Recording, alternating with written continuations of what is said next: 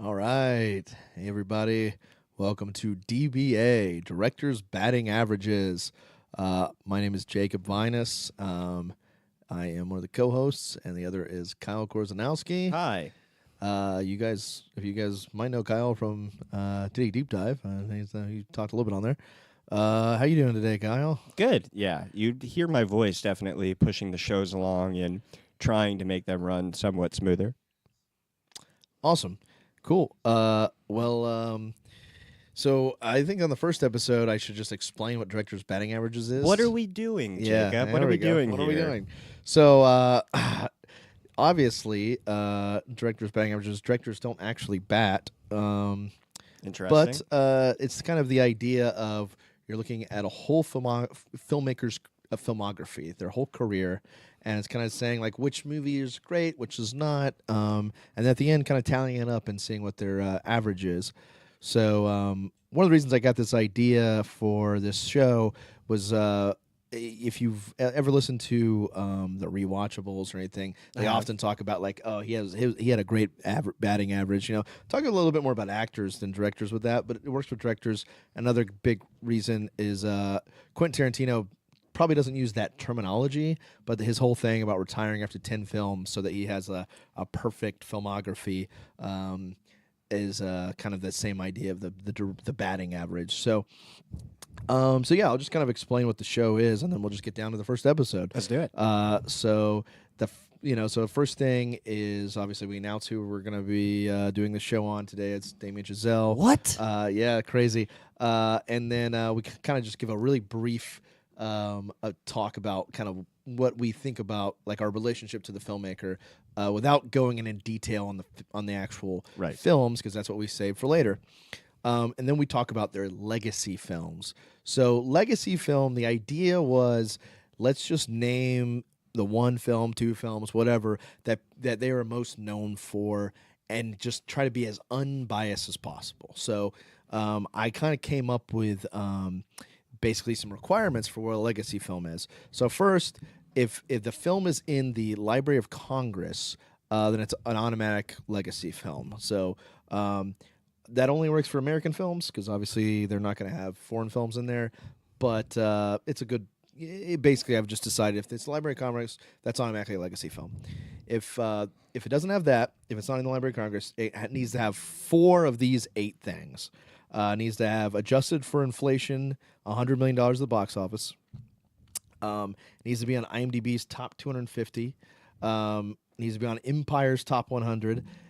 Keep in mind, I don't necessarily think those are good lists. I actually don't, but it's a good parameter of the average folks, or at least the average folks that use the internet, what they like.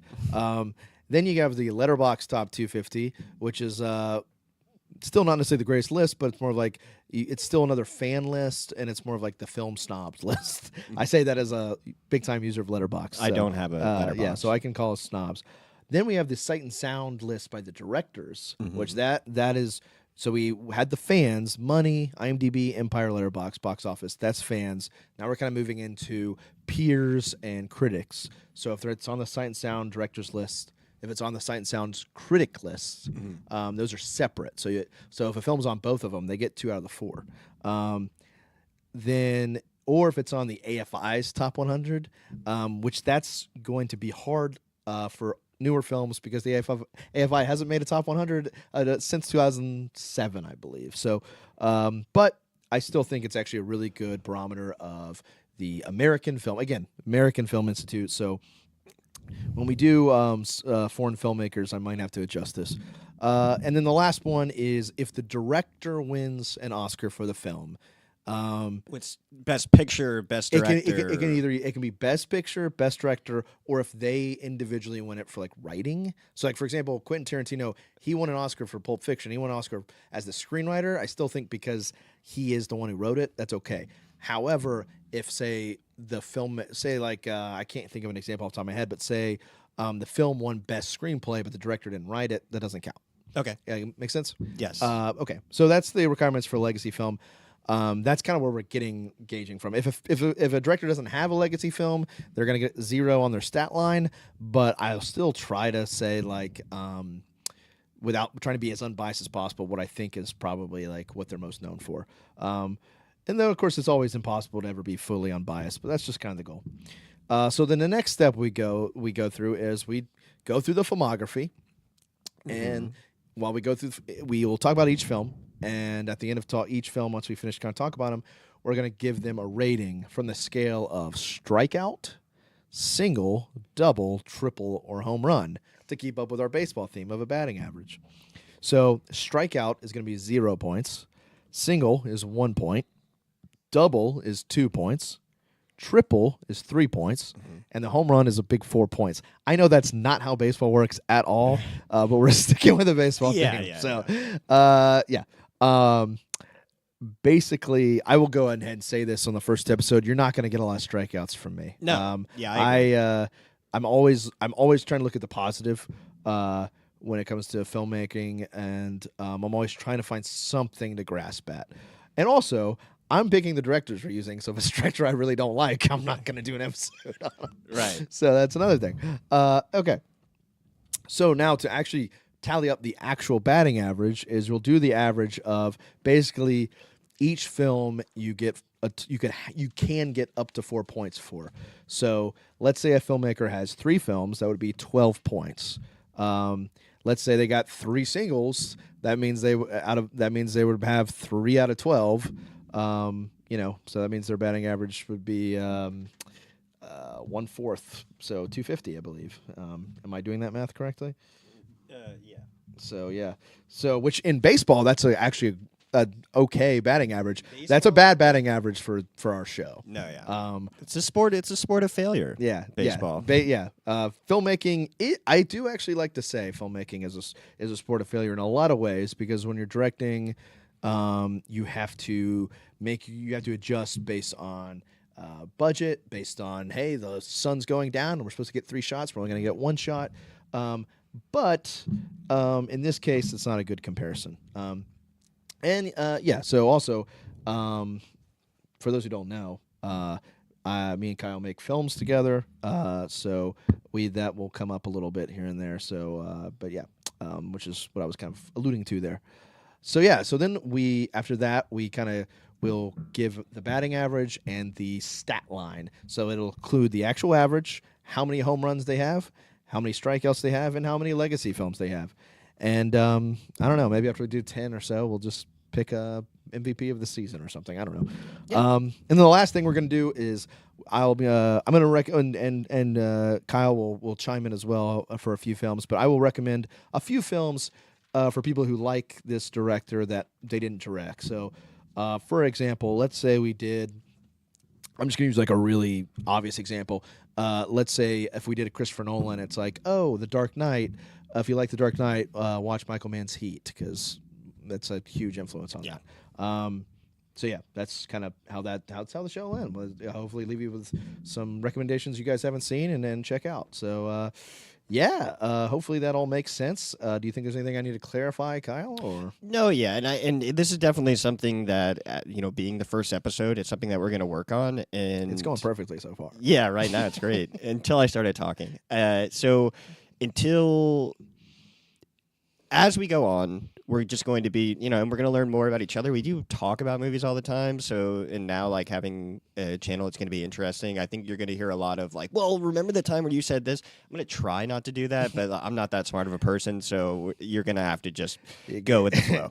Yeah, Kyle has a pet peeve about people talking about their personal life and this kind of thing, so I know from your complaints for a show I won't name, when they talk about their kids.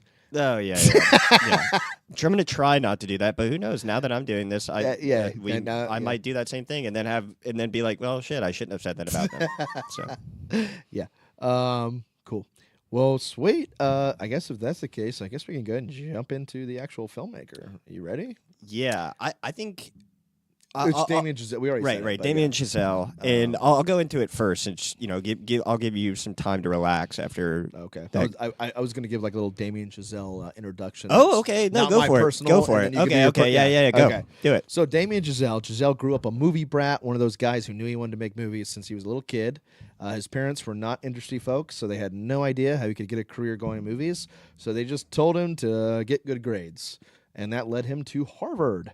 While at Heard of Harvard, he realized they did not have a film program, but they did have a film club that focused on documentaries, which is where Chazelle learned his chops shooting cinema verite, documentary type stuff, which culminated in his senior thesis / turned feature film, Guy Madeline on a Park Bench. Heard of it? He used that to kind of get into Hollywood and was working, basically writing B horror movies. The only one that he kind of worked on that ended up having any kind of note was the Cloverfield sequel. Was it 10 Cloverfield Lane? Yeah, 10 Cloverfield Lane. I saw that. Yeah. He was like So a writer. Yes, on he that? did. Yeah. So that's the Story only one by that something? really made it. But within that, he was able to finally put together Whiplash, his first feature film in Hollywood, though second feature film, which was a big hit. It was a short. Yeah. Well, yeah, he did make it short, but I was skipping. I'm not going every little detail. Okay. But yeah, you are correct. He made a short It's Whiplash. the one thing I know. Yeah, turned it into a feature. That led to him becoming the youngest person ever to win the Best Director Oscar at 32 for La La Land, which was a huge financial hit and critical hit. Then he made a critical darling, First Man, and the recent polarizing Babylon. So, Kyle, what are your initial thoughts broadly on Chazelle without getting into the discussions of the films? Right, yeah. So I didn't know anything about Damien Chazelle at all. Again, like you're going to, you're the historian. You'll be able to talk like really well about movies and everything like that, where I'm more of like the more of the feelings version of that. So I remember the first movie I saw of his was Whiplash in theaters. And it was. Oh, you didn't see Guy Madeline in 2009? No. Yeah, it was. Yeah. So, first one, and I just absolutely loved Whiplash so much. And honestly, I never really like thought of him that much again until La La Land, and we'll talk. Obviously, we'll get to these movies, and then I was like, oh, okay. I'm feeling like a little bit of a pattern here with just sort of like how it is very music oriented, and and now after like doing this and not having seen two of these movies, like from when we decided to do this to now, like I mean he has 5 movies, so it's like I'm missing 2 of them. It's like, oh gosh. But yeah, going back and like watching Guy Madeline for the first movie, and then to First Man, which is those 2 movies I didn't see beforehand. So I got to see like a bit of a very big growth in his movies, and I don't really follow that. It's similar to me with like music. Like I don't really go like I don't get somebody's album these days. Mm-hmm. I just generally tend to like listen from like sort of like a playlist. Yeah. So my experience with him was Whiplash first, then La La Land, and now I've just been like picking up the pieces and watching his movies and really getting into them. So Awesome. Jacob, how about you? My like kind of initial thoughts broadly on Chazelle is, to me, Damien Chazelle feels like the first major director of my generation. He's 6 years older than me, but kind of close. But he clearly worships at the altar of all the guys that I worship at. The PTAs, the Tarantinos. He kind of feels like the first like of us of that generation that grew up on those 90s guys to actually get a chance to make movies. And he's also, in this generation, one of the only filmmakers who's not going the franchise route, which I really respect. Yeah. It's strange because, like, when you look at someone like Ryan Coogler, who I think has shown a lot of promise as well early on, he ended up, has now done 2 Black Panthers and is like attached to like a Black Panther TV show. And it's just like, that sucks. It's hard like, to get out of. Yeah, he's like that. There goes like, even like Barry Jenkins, who famously won Best Picture over La La Land, so him and Chazelle are kind of connected. His next film is Lion King 2. That stinks. And even some of the like filmmakers around the same generation that have had success with the franchises, like Greta Gerwig with Barbie. Like even then, it's like after Barbie, her next movie is like Chronicles of Narnia. So it's like even some of the filmmakers that are doing good work in the franchises, still it's like. I just rather them not do that. I'd rather them make original films. I'm always going to be more interested in original films. So I like that he's doing that. The only other comparisons would be Jordan Peele of his similar generation. Right, the age group. Jordan Peele's a little bit older, but he also has been able to make original films on a bigger scale without franchise, going to the franchise. I would argue maybe Jordan Peele's able to use his status from his comedy career to help that. Yeah, definitely at the beginning, for Yeah, sure. and so because to me, because I'm like curious as to why Chazelle's been able to do it and these other filmmakers haven't. And to me, my theory for Peele is that he's able to use that to help. Chazelle, I guess maybe the Oscar was enough to push him to be able to make original films. The only other filmmakers I can think of are the Safdie brothers, but they're lower than Chazelle from a budgetary standpoint. They're making original work and making great work, but they're not quite on that like highest level of Hollywood. I get $80 million to go make a movie, whatever movie I want, you know. So that's kind of what interests me on Chazelle from a just like a broadly standpoint. Was that's an interesting thing to think of. So Great. yeah. I think we should get into the first movie then. Let's knock out the legacy films first. Go for First it. episode, so Do it. Kyle skipped a step. No, go for it. well, this will be quick though. Damien Chazelle has no legacy films, so Great. does not have a That's single. kind of why I skipped it. He doesn't have a single film that qualifies. Again, the whole idea of the legacy film is trying to be as unbiased as possible. What would be their film they're most known for? So even though he doesn't qualify for legacy film, so that's a 0 on a stat line.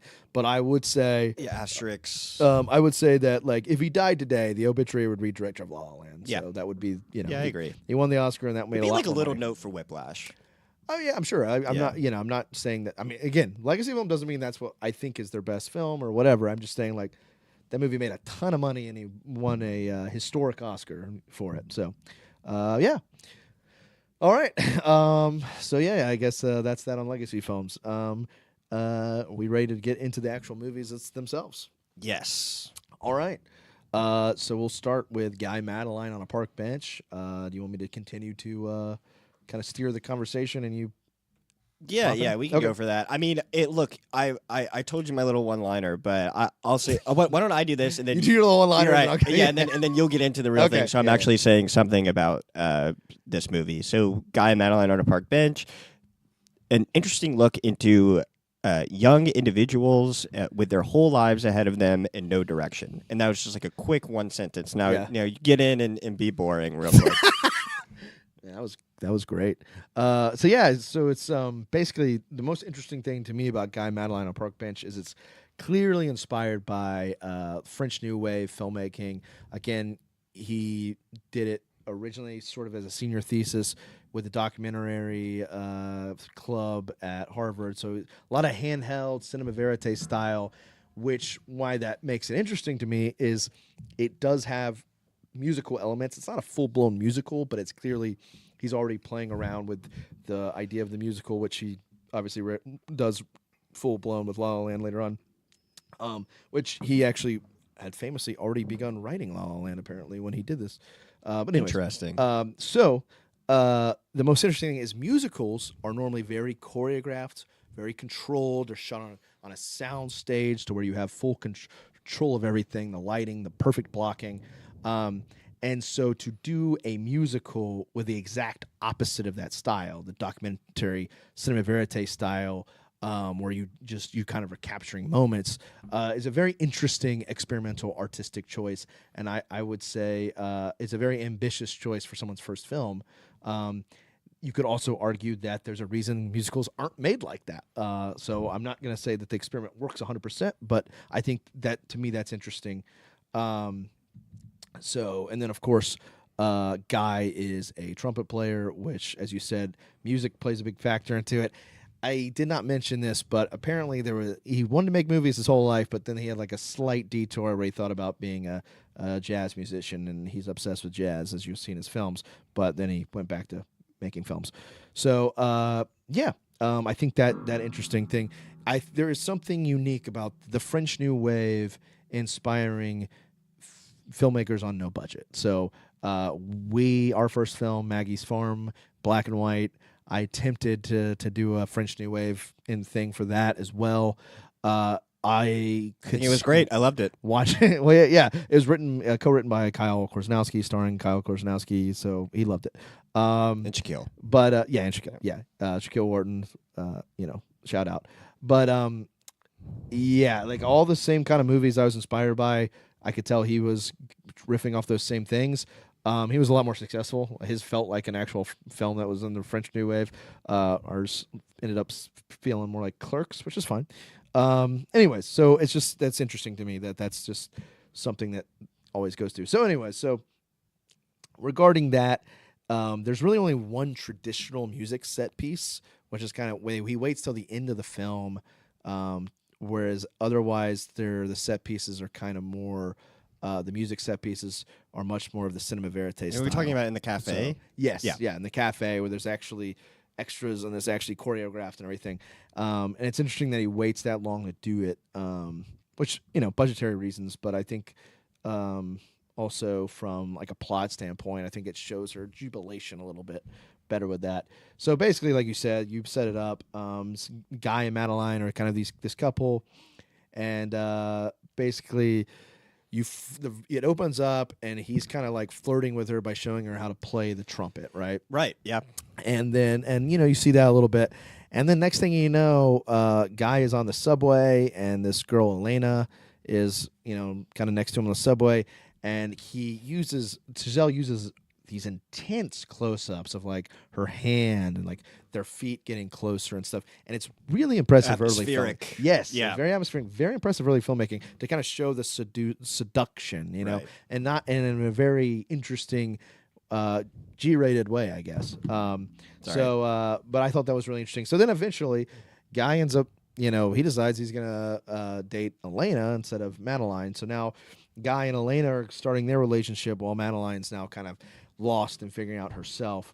But what's funny is, despite that, it really doesn't seem like Guy is that interested in Elena either. He just seems very he doesn't seem very interested in many of the people in his life. No, yeah, and there's a great scene, interesting scene, I think, where it's like Elena's at Guy's apartment and she can't turn on the stove. She doesn't know how to turn on the stove. Right. And he is absolutely paying no attention whatsoever. Yeah. He's like, and it goes on for like 5 minutes. This it thing. goes on for like 5 minutes, and then his friend comes in and shows her how to do the Yeah. stove. And then his friend has a Yankees hat, and she's joking around with him, like teasing him about the I hat. just thought it was like flirtatious. It is a little flirtatious. That's Elena. Yeah, though. and then Guy just. Oh, Elena. I'm sorry, I said Madeline, didn't I? Yeah. Guy is just like kind of rude, interrupts, and it's just like a weird thing. But that kind of stuff goes on for a while. And the kind of the first moment, like at that point, you kind of already realize he's not that into her. But the But point, also, like, she's not interested in him. it's just like she seems more interested, but not. But the moment where it's like that, I think is the best scene in the film and shows how he had a natural, even at such a young age, he had a natural ability to work with actors. Is they're like in the shower together, and it's Guy. She asks Guy what he's going to do later in the day, and he nonchalantly brings up his family coming to town. She's like, it just holds on Yeah. her because it never even crossed his mind to invite her to see his family. So it's like right there, she knows, oh, I'm not important to him. Like, this doesn't matter. It's funny because I didn't. I sort of got like I get that honestly that makes more sense now, but I always just thought of her as more of like a sort of like a drifter person anyway, where she's like, oh great, I mean, like I don't want to meet the parents, you know what I mean? Like it's kind of nice to have to not have the option, for her to be like, all right, well I'll figure my stuff out now, but sorry, go on. Yeah. Well, she seems clearly upset though. When it holds I think she's mad, but she's the kind of person that's mad because she's like, obviously, like I'd be the best part. Like, look at me. Like I'm, I'm the trophy here. That's interesting. Yeah. Agree to disagree on that one. That's gonna happen. Yeah. That's doesn't. I don't. Let's go. Anyways. But so once Elena's not feeling Guy is having any kind of connection to him, so this retired cop starts talking to her, and rough. It's very awkward. Very awkward. But again, you can see his background documentary because it feels very natural. It's awkward but natural. It's not awkward because like, oh, this is poorly written. It's natural because it's awkward because it's natural. Like, but she does end up going to his house, which seems weird that she would do that. And it's kind of like, what is she getting out of it? That's what I get at about like the drifter thing. Yeah. Where I she's mean, like, all right, cool. Like, yeah. I'm down for that. You know, she's just doing it. Like, she doesn't really have like a way. Yeah. She's no direction. Yeah. Yeah. I mean, from that standpoint, yes. Yeah, I can see that. But so then, basically after that, we see a scene of a guy talking to his dad, or maybe it's his brother. I can't remember. It might be his older brother. But and again, he he asks about the girlfriend, and it's again another kind of thing, which is clearly he's just not. He just doesn't care about Elena. He's good. It's very much like a brush off. Like I did nothing to say about that. Like, Yeah, but yeah. it, he does somewhat like humor his brother or friend. Yeah. Meanwhile, while all that's going on, Madeline, she seems more lost because she doesn't have that artistic pursuit. This is when I was clicking in, which is an ongoing theme in all of Chazelle's work: the idea of artistic pursuit and what that means, and ambition. And so, on one end, he seems to be like showing her being lost without it as a negative, but I would also argue he does seem to also show she has more authentic moments, despite Guy and Elena being in a relationship, and despite the fact that Guy has something to work for, which is his art. So like scenes like when she meets that one guy on the and like she teaches him how to use chopsticks. Yes. And it's like it's not necessarily in a flirty way. It just seems like a kind of a natural moment. Yeah. And like she gets her hair done, and it's nice, and there's nothing. It's not again. It's like slice of life stuff, but it's just like it feels a lot more natural than anything we've seen from Guy and Elena. Right. Yeah. She's so a person. She's yes, like a real yeah. person. So I think that's that's intentional. I believe that's intentional. Yeah. So that's interesting. So it's kind of like this idea that you could have artistic ambition or you could have more meaningful relationships. Maybe it's not possible to have both. Maybe it is. I think again, the ending of La La Land is all about that. We'll get to that later. But he's kind of dealing with a lot of those same kind of themes already, with ambition and how it affects the people around us in a relationship. And a funny thing, I think of a funny line is then. I think it's supposed to be a couple of years later. Guy meets Madeline. She's now met somebody, and she's actually moving to New York. Right. She's leaving Boston. Yeah. It's set in Boston. She's leaving to New York. Yeah, and so then he like goes to her apartment when she's getting ready to leave. Oh my god! And like he like it's just awkward. So yeah, and you can tell like maybe something's gonna happen, maybe it's not. It's sort of like I feel like he's like cribbing the ending of Before Sunset, but instead of like where Before Sunset, it's obvious. Like when she's like, "You're gonna miss your plane," it's obvious he's gonna stay, and then of course by the third film, he realized that he stayed and they fell in love. Yeah. This one's not as this one is much more ambiguous, but it's like kind of like I feel like he was thinking of that movie, and it's just interesting. That's how it ends. It's kind of it ends with no complete resolution, which again is I think pretty common in his films. So it's interesting seeing an early film have this early work. He's already got a lot of stuff that he sticks to. Oh yeah, So it's like you said. It's really clean for like a first movie. Like sometimes you'll watch like a first movie of like a film director and you'll be like, oh gosh, like, they're really trying to figure stuff out. It's you definitely can see that this guy like directs with attention and direction, and it's just like there's not much leaving much up to chance. Even though this is more of like a documentary like esque cinema verite. Cinema verite. I can't say that, so I don't want to. Cinema verite. Filmmaking. Just a couple other random things. Oh, also, it establishes Chazelle's collaboration with Justin Hurwitz, who does the music for all of his films. Yeah. That was cool to hear. It was cool to see, again, a couple college guys come up with their original music for it. That's pretty cool. And then one last little minor detail I want to bring up, and then we can kind of do the score, is there's just this great joke when Madeline is going through that kind of moment of loss, trying to figure out what she wants to do. She's like interviewing for a job, and she's like, and he's like, "Oh, what do you have?" And she's like, "I've got experience setting up, I forgot the terminal. It was some kind of dumb job, And she keeps saying it. He's like, I've got something for you, and it cuts to her just working in the Yeah. kitchen. I just thought that was a great joke. Throwing away the trash, the Yeah. bread or something Man- like that. They show it's like a bread pan. You just got to throw it all away. Yeah, There's like yeah. a bunch of bread. Yeah, and she's like, womp, womp, womp. Yeah. So I give Guy and Madeline on a park bench. I give it a single. I think it is really ambitious for a first film. And I think you can already see that his artistic voice is already pretty much established in a lot of ways. However, I do think there's a reason why we don't see more cinema verite musicals. It doesn't always work, and it's still ultimately, someone who hasn't had a lot of, lived a lot of life experience yet, hasn't added so much, so it like you said, it only goes so far as what they're going to do and all that kind of thing. So I give it a single, which is it's good. It's a hit. Yeah. It's a base hit.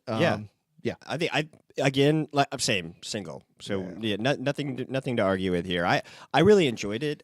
For me, it was something sort of like right away. I was kind of like, oh gosh, like Jacob's making me have to get Mubi, and we're gonna have to do this thing.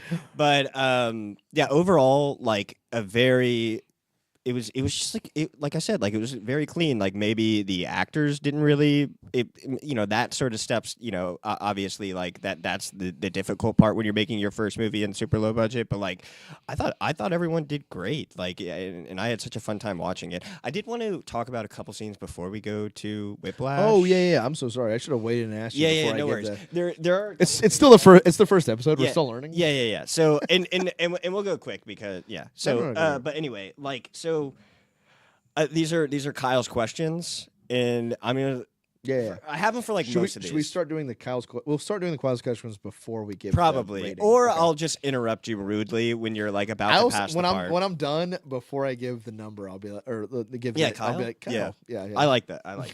But this one, it's just I just have how awkward, like question mark, because there's so many scenes where, and there's one that sticks out to me, and what we didn't talk about is like Madeline lives with. Like two older people. Oh yeah, but they're not her parents. No, yeah, it is. Yeah. And I was like, okay, like it's 2009. I guess we're doing that. You know what I mean? I understand. Like she doesn't really have many options. She just got done with like a graduate program. Yeah. So like here she is in Boston, no direction. So I'm kind of like, okay, whatever. So, but the thing is, they have a party, and there's a. It's like in one room the way it's sort of like set up. And first of all, I get like pretty. I don't think I have claustrophobia, but like I get pretty claustrophobic. So I'm watching this and I'm like shaking because everyone's like right on each other. There's like a freaking piano. Like people are sitting on the grand piano. It's a whole thing. But anyway, what I wanted to get to was there's a guy that and this is like there's sort of like musicals in it. And there's a guy that sort of like grabs her hand. And they're in this packed room, and obviously there's no chairs or anything. So he's like, hey, yeah, come over here. And then like takes her hand and then goes like, so then they sit down on the floor. I was like, what the hell is happening? I can't imagine going to a party, meeting somebody, and literally 30 seconds in being like, you want to sit on the floor with me? I mean, that's quite a look. But I was, and then he starts, so after he awkwardly like sits her on the ground and be like, like stay there, then he just starts to sing and tap dance. And there's like a whole sing and tap dance number, and that's sort of like the musical aspect of it. But yeah, it was like the one that Madeline wasn't in musical, like tap dance, like not performing in it. So I thought that was like interesting. Anyway, like to me, it was like such like a burst of life in the movie. Very, very like awkward, the scenes where it's like, okay, I have this idea where it's like you grab her, you sit her down, and then you start talking, and then you start to do a tap dance number, and somebody else has tap dance shoes. I'm like, okay, whatever. But that was, to me, those were like the two how awkward parts. Oh, also I don't like Elena. Because she's, but here's the thing, it's like as I was like writing more of notes, I was kind of like, but she's just living her life, you know what I mean? Like it's difficult. Growing up's hard, like especially when you meet somebody on a train, and then you're like, let's sleep together, and then it just and I move very slow, so I would not have done what Elena did, but but kudos to her. Single. You got anything? I mean, you didn't bring up the scene. I thought there were so many awkward parts in this movie where I paused it and I like walked away to go get water or something. I like how Kyle's questions were just like you just like no, just go. Give me. I want to be by myself on the court. ISO. You just went ISO. I mean, did you think that part was awkward? Yeah. The living arrangement thing was the awkward. Living arrangement was no. It actually did remind me of something that is not related to that I forgot to mention that I would like to. Is so I said that the movie opens with her like flirtatiously learning to play the trumpet with Guy. Well, in the middle of the movie, when she's like really at her most lost, confused, there's a scene where she's learning to play drums, I believe, and it's Damien Chazelle actually cameoing. Right. And it's just funny because you can tell the complete difference of like there's like the difference between like she's like learning because she likes a guy versus like she's just like learning like it's like. Whether it's like she's actually trying to learn the instrument or if it's like another person, she's like another potential boyfriend or whatever that she's trying to, it's like there's literally no chemistry there. And I thought it was funny. It's like an interesting juxtaposition of those things. Yeah.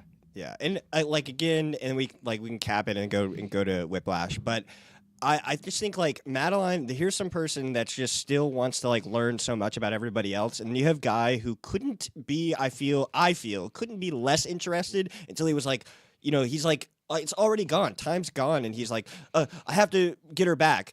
Cut to going to the the older people that Madeline lived with house in one of the most scary scenes where he's like mad. He doesn't know how to show emotion. The guy's never cried in his life. Is like, where is she? Like, where is she? That guy is getting the cops called on him like as soon as possible. Yeah. But like, thank God it wasn't like that day they found it. But I didn't even notice like the cut to time thing. To me, it just all seemed like it's 24 hours. It just seemed like very quick. But anyway, nice. All right. Well, that's all I have. The Kyle's questions. How awkward. All right. Well, let's move on to Whiplash. So I'll let you do your little 2-sentence thing. Oh yeah. Let's do that. I like that. I don't think mine's anyway. So. Let's go. Andrew Neiman is a young, determined jazz drummer. First year at Schaefer, which I've learned is a school that doesn't exist, music school. And he's being taught or wants to be taught by the maestro. That's what I have. Maestro. The maestro of jazz, Terrence Fletcher, played by J.K. Simmons. Who needs the best drummer for his band. And then I just said he preaches perfection because I'm just super smart. Dang, that was, you made this really intense thriller sound so boring. Well, boring? I made it sound stupid, not boring. But yeah, it is a drama about a drummer who has an abusive teacher, and it's designed and paced and edited like a thriller. So yeah, little bit of background regarding this movie that I was a drummer, and I definitely didn't have a Fletcher, but I can relate so much to this movie. You played the drums? Yeah, I played the drums, and that's how I met, or actually, I think that is how I met Justin. I met Justin in band, actually. Justin, thumb up, is that how... Yes, that's how they met. So I played percussion. I played drums in band 2 and band 1. They didn't have enough percussionists, so I was in both bands. In band 2, I got to play drums. Band 1, all the good ones, I had to play xylophone. But regardless, so I was a percussionist, and I had ridiculous anxiety about it. And I hated it, but I stuck with it. Mainly so I could go to Universal Studios in 8th grade during school. Yeah. So Justin was on that trip with me. So anyways, just like I can really relate to just like the anxiety and everything about trying to accomplish this and being a drummer and like having our teacher was nice. Like he wasn't like Fletcher, but he would yell. Right. He would when you get things wrong. And the biggest thing is we had when we were in Universal Studios in 8th grade, we had a competition, and I had a solo on the xylophone. And it was like do do do do do do do, and I was super sick because just pure nerves. I was about to vomit. and I went do do do do do do donk, Oh, and we lost by 1 point. So I'm convinced. Well, I'm convinced well, I maybe lost if it. maybe if you had a Schaefer in your, Yeah. sorry, So maybe if you had a Fletcher in your life, that wouldn't have happened. Maybe, and then I threw up everywhere, Yeah. and backstage, and then I was fine, and then I rode roller coasters because I was literally just sick. The reason why Yeah. you wanted to come anyway. Yeah, exactly. So I relate to that. I can also the other way I relate to it is I can relate to the ambition in this movie. Yeah. Because while I have no interest in drumming, his drive for this film for drumming is I can relate to in my filmmaking passion. And so just like, eat, drink, sleep, film, and to the point where, sometimes, I don't think, I like to think I never gets as toxic as this film, but I can really relate to the movie. So, I just kind of was going to open with that. But anyways, to the film itself. So first of all, the movie opens with a incredible opening shot. Oh, with the doorway, everything So black. it's it's a hallway, and it just pushes through the hallway down him drumming. Kind of sort of the opening scene kind of sets the whole movie in a nutshell, because then Fletcher walks in, watches him play for a second, unimpressed, leaves. Right. He forgot his jacket. Yeah, exactly. So it's like reminds me of the opening Raging Bull that sets the whole movie up, where he's in slow motion. He's shadow boxing in the ring. He's boxing himself, which is, that's the whole thing, is him fighting himself. So reminds me of that a lot. But there are so many close-ups in this film, and a lot of times the close-ups are kind of edited to music, because of course, since the film's about jazz, there's a lot of jazz music, and there's a lot of interesting shots of buildings and everything that are shot to the rhythm of the music, and there's a lot of close-ups, especially before anytime they get ready to play music, there's always close-ups of the minutia. It's close-ups of people putting on getting ready, getting ready, things like that, which I really like, and it kind of sets what that does, in my opinion. It kind of builds the anticipation. It's a tone setter. Yeah, exactly. It's so there's a lot of that interesting stuff like that in the film. But basically, he goes to we see him at a movie theater, and he clearly likes this girl, but he doesn't really flirt with her.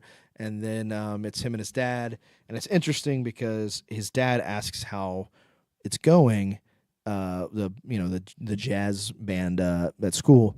And he says, not that well, I don't think he likes me. Mm-hmm. And I think that's important. Obviously, that sets the tone, because obviously Fletcher's opinion's all that matters. But what's interesting is the way that he phrases that. It's almost like he's not that. It's like he's less interested in actually being good. Right. He just wants to impress. Yeah, exactly. And if I could, I think from the very beginning, like you spoke about, I think Andrew knows exactly what he's doing, drumming where he is. He knows that that Fletcher's going to be there. Yeah. I do think he's everybody in this movie is aware of everything. Yeah. So, sorry, go on. No, you're good. You're good. So, yeah, and then there's basically, so he is going to he's not in the top. Yeah, he's in B band. Yeah, B band, whatever. I don't know the exact terminology. Yeah. But, and so he's with the regular, not as good band, and it's still, it opens up though, because it's got these slow-mo close-ups of him noticing things, and it's using the slow motion to get in his subjective view of little things he's noticing, which is another crib on Raging Bull, because that's literally the whole movie. Is every time since he's the whole movie is about him being jealous of his wife. Every time another man touches her, you see that, but in slow motion. But anyway, so he notices a guy and a girl talking, and the girl pushes her hair through her ear. Yeah. He's focused on that, and which we had just seen him kind of fail to talk to that girl, and then other students, and then other students talking about him, kind of talking about saying he sucks. Right. Yeah. Shows he's alone, isolated. But then Fletcher comes and watches him, and he impresses him enough to get get an invitation to the big band. And there was something with that where it's like one day like practicing with like the B band or whatever, workaholic B band, and then he goes to like the door and he sort of sees like what Fletcher's teaching. Yeah. And he sees like the other drummer. Yeah. Sort of doing that, and I think that's kind of what he's able to. That's why he's able to impress him, because he's like, oh, he's doing the thing that I want him to do. Yeah. Again, fully aware of like his surroundings. He knows exactly what he's doing. The B band people like don't really like him. He's like a person that's not liked by anybody, but he doesn't care. Yeah. Gone. Yeah. So he gets that. That gives him a little, I guess, enough confidence to he asks the girl out on the date. At the date, once again, it's a lot of same things I could relate to a lot. Is one, just like he's like talking about the music in there, and he's like just going on and on about like, oh yeah, this is so and so on the drums, and she's like, oh, that's cool. And it's like how many times I've taken a girl to a movie, and I'm like, yeah, so this person directed this, and she's like, we don't. Yeah, she's like, okay. So that was funny. But more of the close-ups. There's a really good close-up of her feet slowly touching his in the date scene. But in that scene, he pretty much establishes like, I want to be one of the greats. Right, and she's unsure. Yeah. She's unsure what she wants. Again, going back, these are themes that he uses pretty much in every film almost. Similar, he's the guy, she's the Madeline. She doesn't know for sure. Obviously, like way more charismatic, but she's not the star, which is something that you learn with like a guy in Madeline on a park bench to Whiplash. Yeah. Kind of like, man, this guy like just an open vessel. This guy, everybody else around is like, I'm like, man, I want to follow that person around. I want to go here. But gone. So then when he gets like the first practice. It's probably the most famous scene of the film. Right. Is it's not my tempo. Yep, he's not. Can you say that again? Yeah, not my tempo. He's gets his chance on the drums, and is he dragging or is he? Wait, one thing though, before we do that, it's this is like the brilliance of this movie. Fletcher like. Sort of, he doesn't perform at the beginning of like their like lessons or whatever. Mm-hmm. He's just sort of in the back, and Fletcher like introduces him, and he's like, "Here's this young first year drummer, like just watch everything, consume everything." So they leave and they take a break, and right before they leave, Fletcher goes like, Neiman, you're going to be on drums next. Yeah. And there's a scene where, like, right when they're about to go in, like, Fletcher's walking around. I think he was, like, on the phone. And anyway, goes later on. But goes up to Neiman before they go out, because obviously, clearly, Neiman's, like, really scared, and goes, like, hey man, you deserve to be here. It's something like that where he's like, say it, like I deserve to be here. Yeah. And it's like this fucking awesome thing where he's just buttering this guy, this kid up, and obviously like if you've seen it more than once, about his parents, right? So now he's got and you don't, and obviously you don't know that, but you're starting to like key into the fact of like, okay, like this guy's like actually he's not that bad of a guy. Like this is perfectly fine. Like when I saw it for the first time, I was kind of like, okay, like he's a dick, but it's one of those things where it's like one-on-one, he's pretty cool. Enter going in and performing in front of Fletcher. Yeah, and so then he does it, and he's they can't get his tempo. Well, actually, before that, there's like a sequence where somebody's at a tune, and it leads to him yelling, and it kind of scares the audience of realizing this guy, and that actually happens before the scene you said. So it's like that happens, and everyone's like, this guy's scary, and then we see that scene, it's like, oh, maybe he's not as, like, if there's more nuance. Yeah. So then Andrew gets his shot, and he's not doing a good job, and it's the clip you've seen. Yeah, exactly. It's like, are you rushing or are you dragging? And he doesn't know if he's rushing or dragging, and he's getting slapped. Yeah, like it's pretty. It gets intense. Yeah. There are two things I can think, and this is not just this scene. This is just literally everything regarding Fletcher. The whole movie is like, this almost feels like a callback to like Full Metal Jacket, where you got the bald guy screaming the most ridiculous insults at everybody. Which Chazelle is very open that he is obsessed with Stanley Kubrick. So, but then also this is like one of the rare times the Oscars got it right. J.K. Simmons is absolutely amazing. Incredible. He is incredible. Now he just does farmers commercials, farmers Yeah, hey, man, insurance. but he got us. He Yeah, got us. He got yeah, us. he Looking is- swole, yeah. looking built. he is amazing in this movie. He's got arms that can throw chairs across Yeah. rooms. Yeah. So that all goes wrong, and he gets screamed at and sad and all that. And then there's a key scene later on where it's Andrew and his dad, and it's with I believe his aunt and uncle and his cousins. Yes. And, Yeah. This is So his cousins are football players, and they're talking about just their accomplishments and over that, and then as like parents would do. Yeah. But they sort of dismiss Andrew being at the best music school in Because the world. they don't care. They're sports people. Yeah, and so then that leads to him kind of actually just straight up Undressing everyone there. Yeah, exactly. And saying you'll never make it to the NFL. Yeah. Saying he doesn't need friends because he just wants to be one of the greats, and it doesn't matter if he dies young, alone, as long as he's one of the greats. Obviously, I'm paraphrasing. I mean, I hope you guys watch the movies. Oh yeah, it's on Netflix now too, and it literally just got back on Netflix, so it's been everywhere, and I watched it at 1.5 times in 4 days. It's been on Netflix. There we go. The thing that makes it is this is the scene. This is the scene.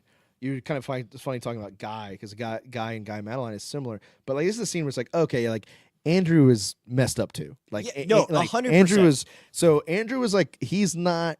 At first, you watch the movie, you could easily see this being a movie that's kind of like a sports movie where it's you're rooting for the underdog. Right. But then when you realize, at this point, you've realized Andrew is he's not the underdog. He's like Travis Bickle. He is this weird, solo person who's a loner. He's got this ambition, but he is toxic. Right. And this leads to him dumping his girlfriend because after one date, which it's two girlfriends, which we need to know her name. It's Melissa Benetti or something like that. Yeah, I don't know if it's the second date. I think it's just the second scene we see. Okay. So let's because the way she acts, it sounds like. And there is a scene where she messages him before he's going to their first show. Yeah. I get that. So we didn't even talk about the first show. Is that before or after the? That's Kyle's question. Oh, okay. It's next on my list. So I am going in order. Okay, go. So then they get their chance at the first big show, and Andrew has to hold the folder for the first drummer, and he sets it down for a second. Gets a Coke, drink, comes back, it's gone. Yeah, and Fletcher blames the first drummer because he said it's your responsibility. Yeah. And so that gives Andrew his shot to play. Yep. And that's why he then becomes first because Andrew can remember. There you go. Exactly. He doesn't need the sheet music to play. Right. The sheet music is in the folder. Exactly. Yes, Exactly. correct. And like I said, actually I said this to Kyle before. I didn't say it live, but this show is less about the exact plot details and more about looking at the film as I want to talk about looking at the film as an art because I do feel like we are getting some of the plot detail. we're getting too much into it. The real question is who took the folder? Was it Fletcher? Do you think Fletcher did it on purpose? Do you think, was that one of your questions? That's Kyle. So that was one of Kyle's questions. But we can just do. I think just after watching the movie 4 times, I just think Fletcher did. Yeah, because he was like, let's see if this kid's really got it, and then I can just cut my losses right away. And he knows the other guy needs the sheet music, and that's why that's another thing. This movie is those quick things that you pick up your second, third time watching it. If you're me, where he goes I need the sheet music, so I can't do it. And Fletcher's Fletcher doesn't really react. He's just kind of he says something about Sanjay Gupta. He was just play the freaking music or something like that. But he does say that, which is something that I keyed into that time where I was why would the first drummer be I need the sheet music, because if he knows Fletcher at all and he's been around Fletcher, being abused by Fletcher for so long, he would know that Fletcher would be what kind of that's nothing. Well, so I think Fletcher took the folder. I think Fletcher took it. I would argue my opinion is, or my I don't know, theory, I don't know what terminology I want to, but is that he didn't take it for Andrew's sake. He took it for the first chairman's sake. Is that I think he's trying to push the first chairman Okay. because the first chairman, so I think Semantics, it's easy for us to think of like just like the True. Yeah. be around the protagonist, but Right. that's kind of my thought of it. But anyways, I agree. That works either way, yeah, though, and that I works think he took it. perfectly with Fletcher too, because Fletcher's just an agent of chaos. Yeah. Where he's just like, I just want the best drummer for my band, my band. So I get that And we're thinking of it from Andrew's Yeah. perspective, but Yeah. I do like the fact that it never tells you who. It's how it got. insane. Yeah. It's insane because the first time you watch it, it's just such an adrenaline rush when you're watching the movie and then it's over, and you don't really think about it. And then second, third, fourth time watching, you're kind of like, how does this not? This would be like a main. This is such like a main plot point in like other movies, but it's just so disinterested. Where it's just like go on to the next. Yeah. So basically, I haven't even talked about this, but basically, in every music scene, every single time, it's shot with this virtuistic camera moves, virtuistic editing, exactly what pretty much somebody who grew up on Scorsese essentially would be doing. I mean, it's all to the rhythm of song, whip pans, crazy push-ins, crazy long takes, just like that cocaine energy from GoodFellas for every single music scene, which I think is awesome. Yeah. It brings life into the movie, especially for someone who doesn't like jazz. Yeah. Same. And so like because the parts where it is sort of like all the more like dialogue heavy parts, the parts where there is no music happening, they're not playing any music, it is much like just stationary, put the camera here, not much walking, just like sitting down at different places, like sitting at the dinner table, sitting before a movie, like just all of this very stationary stuff. And then right when the jazz band starts playing, it's just shoot, it's just so much happening.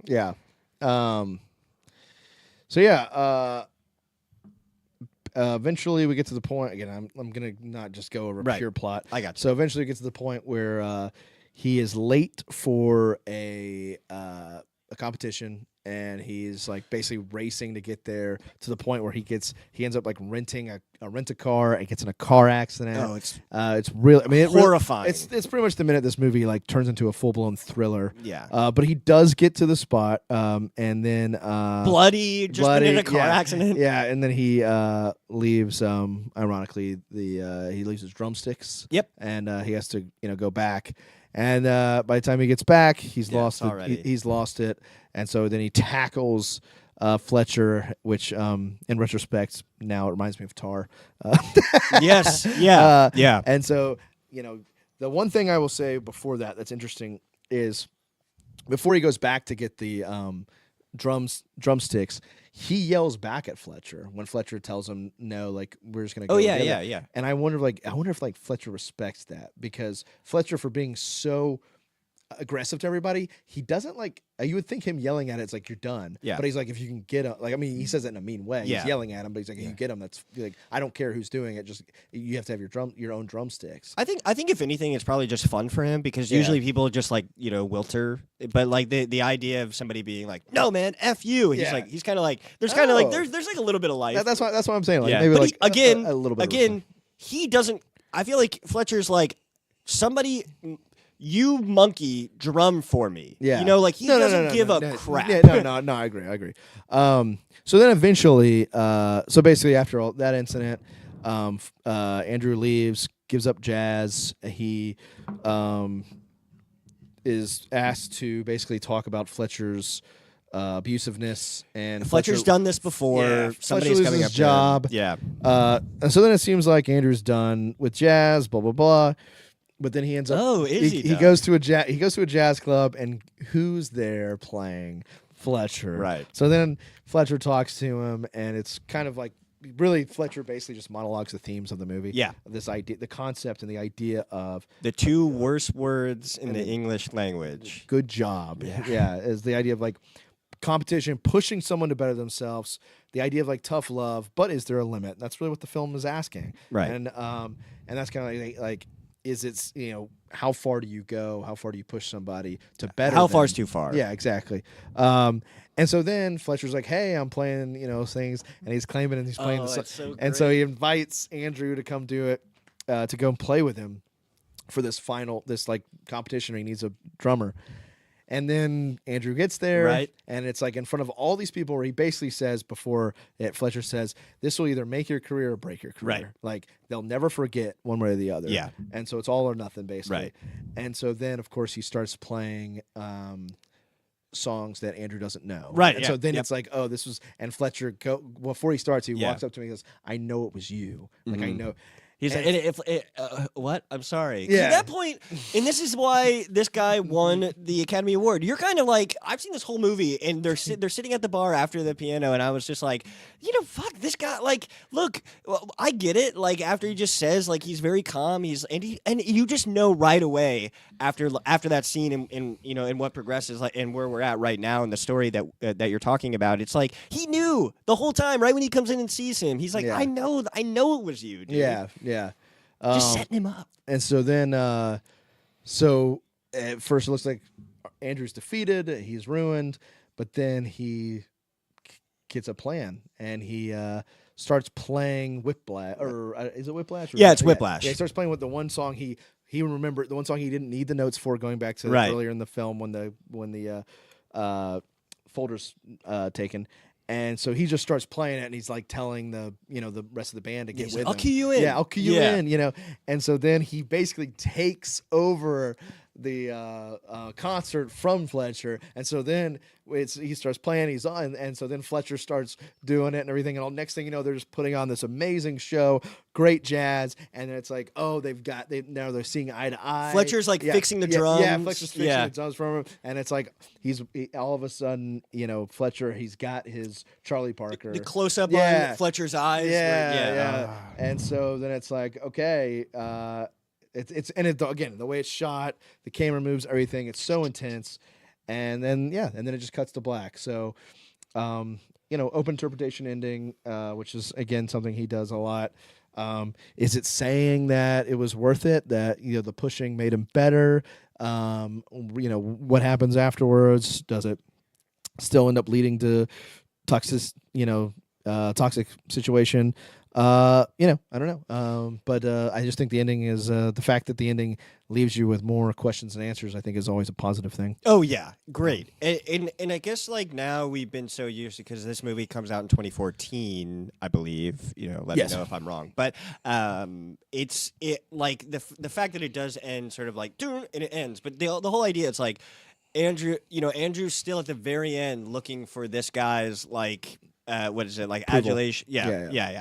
And then you just see him smile, and it's like, I think to me, it's like, just for me, I guess, looking back at it now, like as we're talking, it's just kind of like a horror, where it's like now this guy has just created like the best drummer, but it's like this guy, this dude, Andrew, 19-year-old or however young he is in it, he is now lost as a person. This guy is just a drummer now, where it's like, this is going to end badly. Yeah. It's so.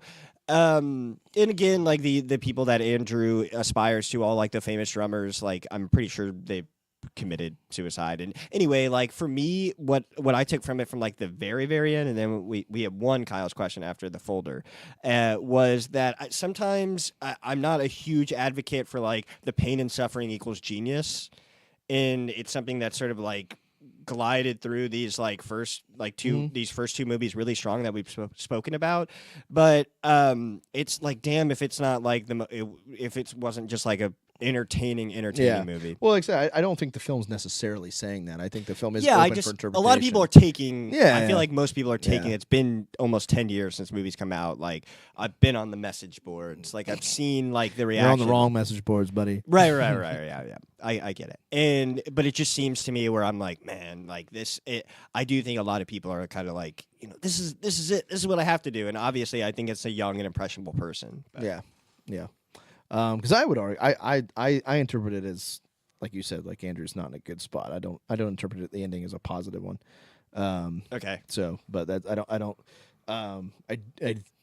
think it's like, yeah, he's now Charlie Parker. But because the one thing is, you also got to remember, it was Whiplash. That was the one thing he always could do. Yeah. What happens when he has to play a song he still doesn't know how to do? Yeah. Yeah. I mean, he's still young though, yeah. but that's what I'm saying is like Fletcher's now like, I have my fingers in him. Yeah. True. So you want my number? and then we'll go to yours. Yeah, okay, yeah. Well, okay, Kyle's question Yeah, because yeah, now we yeah, won. that's what I'm saying. One. So now the other one is how many times do you think Melissa, I don't know the character's name, has been asked out at the movie theater? Because I feel like that was like because she plays it so well where she's like Andrew's like fumbling like trying to be like, would you like to go on a date with me, madam? And she's just like, get out, get away from me. Yeah. And it was just so great. Seeing as I work at movie theaters, Yeah, a lot. Mm-hmm. So it happens a lot. Sorry, I had to get something. I'm talking a lot. There's one specific girl at Oh God, I didn't know I was going to get a story like this. There was one girl that used to work at one of my theaters that I managed, and That you directed? she would get I would like witness her get like asked out like 3 or 4 times a shift. Okay, So so it happens a lot. maybe I get for the right girl, I guess. Okay, I'll be honest with you though, everything from this movie, I don't understand why a lot of people would be asking her out. She seemed like a kind of a boring girl. And there was one part just to sort of like end it with her because I really do like her. Is that she, so he's like I think it's like one of his last performances and he like goes up to her and this is the thing with Andrew because he's such a lost person similar to Guy where it was like he thinks like the world obviously is just like around him like she has not done anything since. And she calls him and he calls her and she's just like, hey Andrew, like she's a good person but she's like, hey Andrew, like I've moved on, like I have like a boyfriend and like a life now and like like you can't like just think I'm just gonna be right back like in your arms, like you know how this ended. And I still don't think he like really fully got what he did like to her in that situation. So I just wanted to end it with her. I love her. Gotcha. Cool. All right. Well, yeah, I think Whiplash is a home run. Yep, home run. I have home run too. So this is great. So this is awesome. We don't disagree on anything. We'll probably just end it right there. Yeah. All right. Cool. So we got to move on. All right. So next up is La La Land. Do you want to give your little 2-sentence thing? Yes, we can do that. I just have to get to it. I have a little bit on La La Land.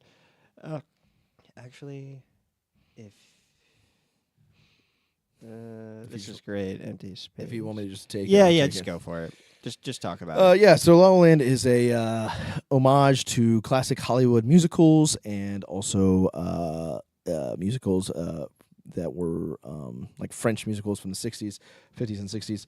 But yeah, it's about a this guy who's a jazz musician, of course, and a struggling actress, and they meet each other and fall in love and try to. They have their own ambitions. All right, let's go to the next movie. So, all right, so yeah, so the movie opens up, which once again, this hugely just muscular camera move. It's all one take in traffic. And it's in LA, who knew? Yeah, and it's the huge musical number, and it pretty much goes ahead and sets the tone for the whole film. Is that yes, this is a musical by a kid that grew up on classic Hollywood musicals and Martin Scorsese. It's pretty much what you would expect someone who had those two things and made a baby. So yeah, and yeah, the opening is amazing. It's absolutely incredible. It's great directing. So then we meet our two characters in the traffic, and they kind of have a little road rage moment and honk at each other. And then we follow Emma Stone, and she goes to an audition. She's a struggling actress. And I think the big thing... Mia is her name. Mia, okay, yeah. I'm not going to get the names. So. Okay. I'm going to try. Yeah. Mia's goes to an audition, and we see... It's really well done where we see, like, the interruptions of the audition. It's so great. So it's like, somebody's, like, behind the door trying to come in, and like, people are on there texting. She's crying. And it's just like... It's just like she's giving it her all, and it's just another day in the office for them. Which is... just the truth of auditions, and like I hate doing auditions on the other side of it because of that. Is like you feel you can feel the desperation. Do you do that for You actors? can feel. I mean, yeah. For every film, I've done auditions. Somebody just will about. I come in, I knock on the door. And Oh I'm like, yeah, do you yeah, need yeah, coffee? yeah, Do you yeah, need yeah, tea? yeah. I do that. Yeah, no. But I hate doing auditions because I just feel it's hard to say no to people. But it's got to be even worse on the other way around. But anyway, so that's just it's funny. She like leaves the audition and all the women are dressed the same, look the same. It's just kind of like sets the perfect tone of like what it's like being a struggling actor in Hollywood. She's a barista, and she got like coffee poured on her before she left. Yes, that is true. So yeah, the her apartment is amazing. Yeah, so the it is great. decoration. It's got Ingrid Bergman on her wall, and it's just like, again, it's like the first thing I think of with it was like, this is amazing production design. This is also not what no struggling 20-something-year-old actress would have this stuff in her. Oh yeah. But still, it's cool. So then that leads to the next song, the next big music. I cannot think of the terminology. Set piece. We'll go with that. That's not musical number. That's what I'm looking for. Which is her and her friends singing about the party they're going to go to, and it's a little bit. It's not. It's still very. Kind of modern, like I said, Scorsese, PTA, and the way the cameras move. They're going like room to room though, which is really cool. Yes, they are going room to room. It's not quite classic Hollywood because again, the way the camera moves, everything's on. Classic Hollywood. Sorry, classic Hollywood. It was everything was on a dolly, or everything was on cranes. There's a lot of Steadicam, which obviously Steadicam didn't exist back then. So it still has a kind of a modern flair. And kind of the big thing with that is it culminates with this dancing and singing basically at a pool, which in the water, and when this guy jumps in the pool, the camera goes into the pool, which is a reference to I Am Cuba. And also people might know that from Boogie Nights, which Boogie Nights is referencing I Am Cuba as well. So that's cool. It's a little film nerd stuff. So yeah, and then she sees Seb. That's the name. Yes, Sebastian. Yeah. but She sees everyone calls him Sebastian, Seb. who's this struggling jazz musician. He's a pianist at this club, and he gets fired because J.K. Simmons. Yeah, J.K. Simmons is back from Whiplash. He gets fired because he's playing the songs he wants to play instead of playing the set list. And she's like, we're about to have this big Hollywood moment. She's like, your music is beautiful, and it looks like they're gonna like have this. And he just like bumps into her and leaves. And then you hear like the honking of the horn. It transitions back to what we already saw, where they honk, but this time we follow him. And so there's this good scene like with it where he comes in with it's like his sister. His sister is at his apartment because she has a key, and she's like basically telling him he needs to like grow up, and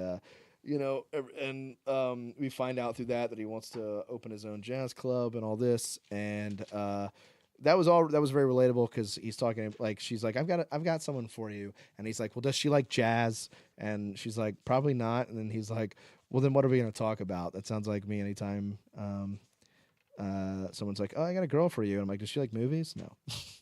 But anyways, Yeah, sometimes you're hard to be around. yeah, I know. Yeah, I'm terrible. But yeah, so I'd say terrible.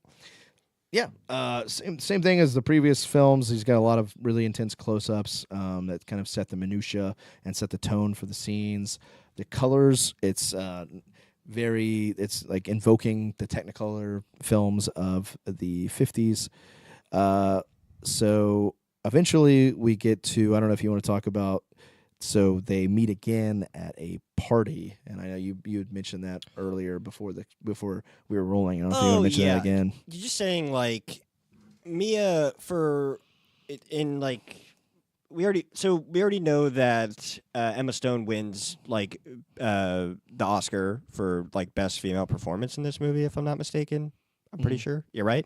Yeah. So like to me, Mia's awesome because it's sort of like that thing like at like a playground when we were like really young in elementary school, where the girls always approach the guys, and the girls like, like, you're weird, and then he's just like, the kid's like, I'm not interested, and just like tries to like run away from him. And there's a scene where you told me off camera where it was like I ran, and supposedly it's like a song that Seb's like, this is completely demeaning to me, and because he's sort of like dressed up, the lead singer is like really going for it, the band's really into it, and Seb obviously I think like just thinks he's better than the performance, which I don't think it's like mean to say. I think at that time he does, and he's just like playing his like one note, two notes, and Mia's the only one listening. She's also the person that requested the song, but yeah. So I really like that scene between them. I thought it was really good. Yeah. Thank you for letting me talk about that. So then after the that party, they run into each other. Like she asks him to get her keys, right? And so he's walking her to her car, or he's looking for his car as well, supposedly. And then that you get our next musical number. And what's interesting is the musical number. So the first one is the most ambitious and most modern. The second one you still have kind of modern. Like I said, they're going through rooms, so it's not outside. But this is the first step of where each dance or each number starts getting unique. And so here is it's a tap dancing musical number, and there is some singing, but it's mostly just music and tap dancing. And so then that looks like that's going to end with another big Hollywood moment, and then she gets a call, and it's, oh, hi, Greg. And so, she has a man in her life now, and obviously they don't get to kiss. And then it reveals that Sebastian's car was parked at the house the whole time, and he wasn't looking for his car. He was he just wanted to spend time with her. So one thing we kind of realize is, so then they run into each other, or he goes and finds her where she's working because she mentioned it, and invites her out, and they talk about their ambitions, about her wanting to be an actress, and he finds out that she used to do her own plays. So he says, oh, well, if you're a writer, then write your own stuff. And she finds out about his jazz club stuff, and he talks about jazz is dying and all that, which it's weird because like when he's talking about jazz, it's like he's explaining everything and how much he loves jazz and all that, and about it dying. And I can relate to that from a standpoint of, to me, it feels like sometimes film is dying. So I can relate to all that. But it's weird because it's like one of those things, if someone you don't like is doing it, it's like the most annoying thing ever. But if it's someone you like doing it, then it's like attractive. So it's like, right. So it's like he's saying all this stuff, and you're like, if she doesn't like him, this is like going to turn pretentious. So, prick. but she does like him. So and she's also a very artistic, because it's like if she was just like a regular, busy business person doing business, you'd kind of be like, okay. Yeah, which you say that because that leads into this next scene is they're going to go see Rebel Without a Cause together. And I got the bullets. Yeah, and but then she forgets that she's got a dinner with Greg, her boyfriend. Yeah. And she goes to Greg, and goes to dinner with Greg, and they're all stuffy, and they're talking about the theater, right? But they're not romantic about the arts. They're talking about how the theater sucks and everybody's talking and the seats are uncomfortable and all of that. And then she realizes like this guy's not for me. So then she leaves him, and then she goes to the theater to see Rebel Without a Cause. And once again, their big Hollywood romantic moment is interrupted right before they're about to kiss. The film stock. Film messes up. So then she has an idea. They go to the observatory from the movie Rebel Without a Cause, and there we get a musical number that is dancing, but it's effects driven. It's like I want to say it's mostly animated. Yeah. So again, that's different there.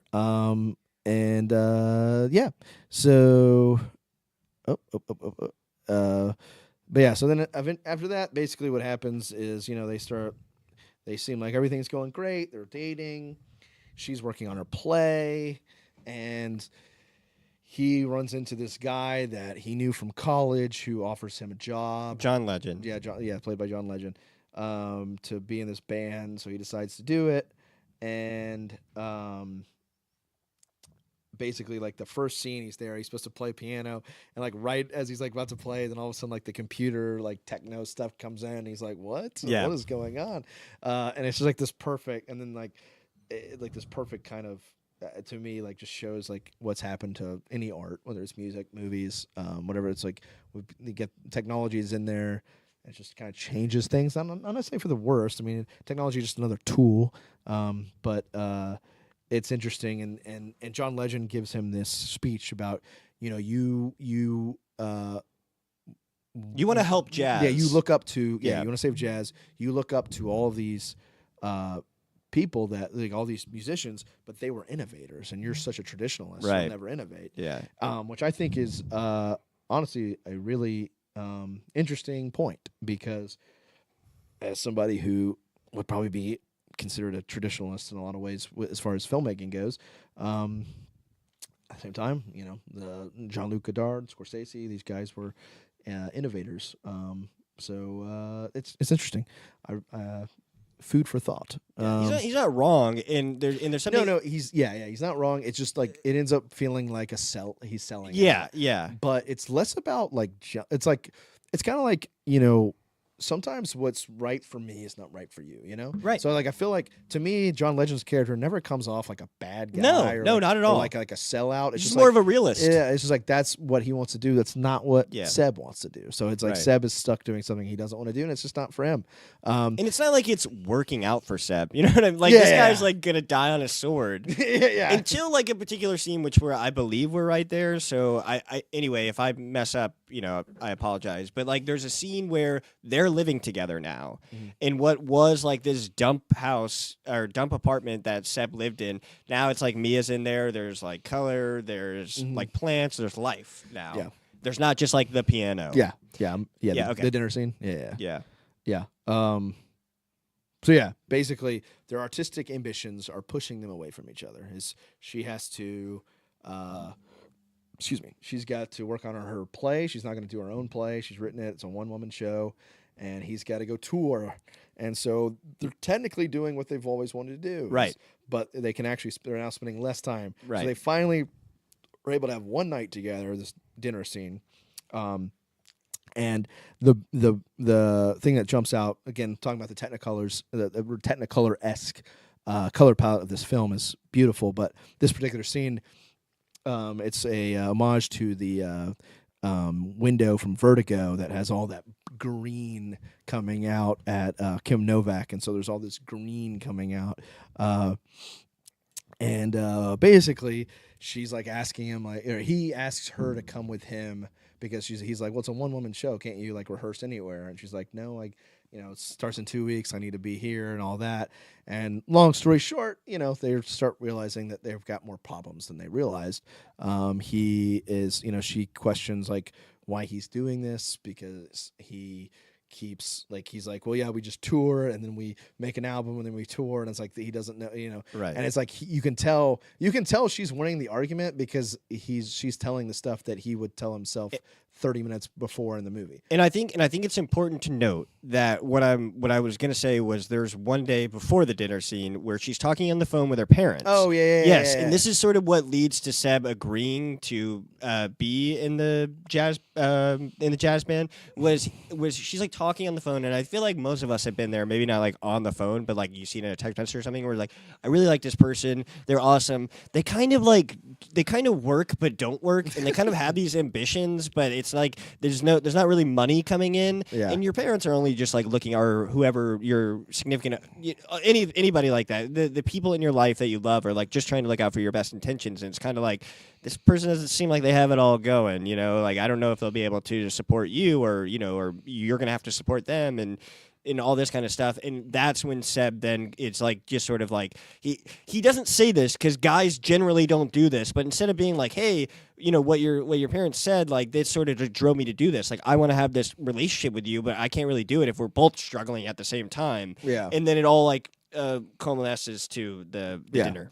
And the most important thing in that scene you're talking about, which is brilliant filmmaking, is it literally focuses on a shot of the ceiling of just, you see a really gross stain on the ceiling that he keeps looking at. Right. Which is, I mean, it's so subtle, but it's not. It's just like him like, oh, wow, like this is just a perfect example of like, we are not living in a great spot, and like I have like she deserves better. Yeah. you know Exactly. That's like, to me, that's really impressive filmmaking, like an interesting choice to just explain everything with just going back. He's great with close-ups. But yeah, so the dinner scene, she's, he obviously realizes, like, basically you can tell that he's upset that he's kind of quote unquote sold out, but he can't do anything. And she says, why not start the jazz, use the money to start the jazz club. He's like, can't do it. And he's like, no one cares about jazz anymore, blah, blah, blah. You said Yeah. this, Yeah. And so the interesting thing about that to me is she says, like, if you're passionate enough about it, people will like it, whatever, which is like, But I'm pretty sure he says that to her. no, she says that to him. Yeah, Because he says jazz is dying. Yeah, She's like, yeah, "You like yeah. it." Yeah. And that's the reason that point is. I mean, I think interesting because I think that's true in some cases and completely untrue in other cases. Right. So I think when it comes to like romantic relationships or strong friendships, I think that can be true, or like family. Like there's so many stories of like, oh yeah, like my son is really into this, so now I got into it. You Right. know? Less so, I think, with a group. Like I think just because like, oh, this is my cool club. I don't, it's like, oh man, I'm passionate about this. Yeah. So I get, it's an interest, but I do believe in that. I do believe there is power to that. I think, like you can do a group, but it's like, I don't know. It's interesting because like I think of like the movies, and there's this Francis Ford Coppola film called Tucker and His Dream. What has he directed? The Godfather, Apocalypse Now, called Tucker and His Dream, and it's basically about it's a true story about this guy who tried to basically make he wanted to make cars, but he wasn't part of the main car company, and it's very funny that Francis Coppola and George Lucas made a movie about him because he literally did exactly what they did with Hollywood. Is he did it his own way and he screwed up the system. But unlike them, where they screwed up the system in Star Wars and all that, Godfather super successful. In this case, Detroit won. So Right. But the reason I'm bringing up this film is there's a great line where the guy's talking. He says, when I was a kid, my mom told me not to stay too close to people because you'd catch their dreams. And then near the end of the film, he tells Tucker, who's played by Jeff Bridges, it's a really good movie, but he tells Tucker, he says, I misheard my mother. She said, if you stay next to somebody, you'll catch their germs. And then he says, but... And these are people that were working with Tucker for this, and he said, "But I realized that I was right the first time." And like I really like that because I do think when you have an ambition and you have a passion for something, it is definitely infectious. So I see that in like the films and just a lot of stuff. So that aspect of it that's just like that line is really interesting to me because I do see it's possible, but at the same time, just because like I can't tell you so many times of me like trying to talk about something and everyone's like, I don't care, so it's just like interesting. That's comments like that those kind of themes in this film, because that ultimately builds to the whole idea of artistic ambition and everything, and doing something, whether people are but it's like doesn't matter if people don't like it, like you're not going to be successful, so as far as that goes. But anyways, but yeah, so that was off on a little tangent, but It was fine. Yeah. But yeah, getting back to the actual the so basically like her store or like her one woman show goes terribly, and he misses it because he's got to do a shoot, like a photo shoot with the band, and so they break up, and she goes back home and leaves. She's done acting. And then some lady calls, casting director calls and gets a hold of Ryan Gosling, and he's like, oh yeah, she's like, oh yeah, we loved her show. So then he drives all the way and finds her and everything, and doesn't let her. It's like give Nevada. Up. Yeah, I think that she says that. Yeah, he doesn't let her give up. Right. And so then she comes back and does the audition, and this kind of is the point. How I was talking about how each musical set piece, each musical number is unique. Is they slowly get stripped down. The first one is so over the top, Right. and then it slowly by the time we get to like City of Stars, it's just the two of them on the piano in a room. But then when we get to her song for the audition, it's literally just her singing in a black room. So it strips it all the way down. It's kind of like the whole film, as the movie is getting more and more like accepting of reality, it's stripping all the artifice of the classic the classic Hollywood musicals, and it's kind of like being more real life. So she ends up getting it, and then we cut to years later. She's now famous, Right. and then she ends up she's supposed to go to her like her friend's premiere, and then There's traffic. Yeah, the traffic. They decide to get off. They stop by at a jazz bar called Seb's. She's with her husband. Yeah, she's Her with her new husband. Yeah, she's with her husband. Yeah, she has new a husband. daughter. Yeah, as a kid. Yeah, and then of course she sees Seb there on playing piano. He sees her at Seb's. And so then that opens up. She sees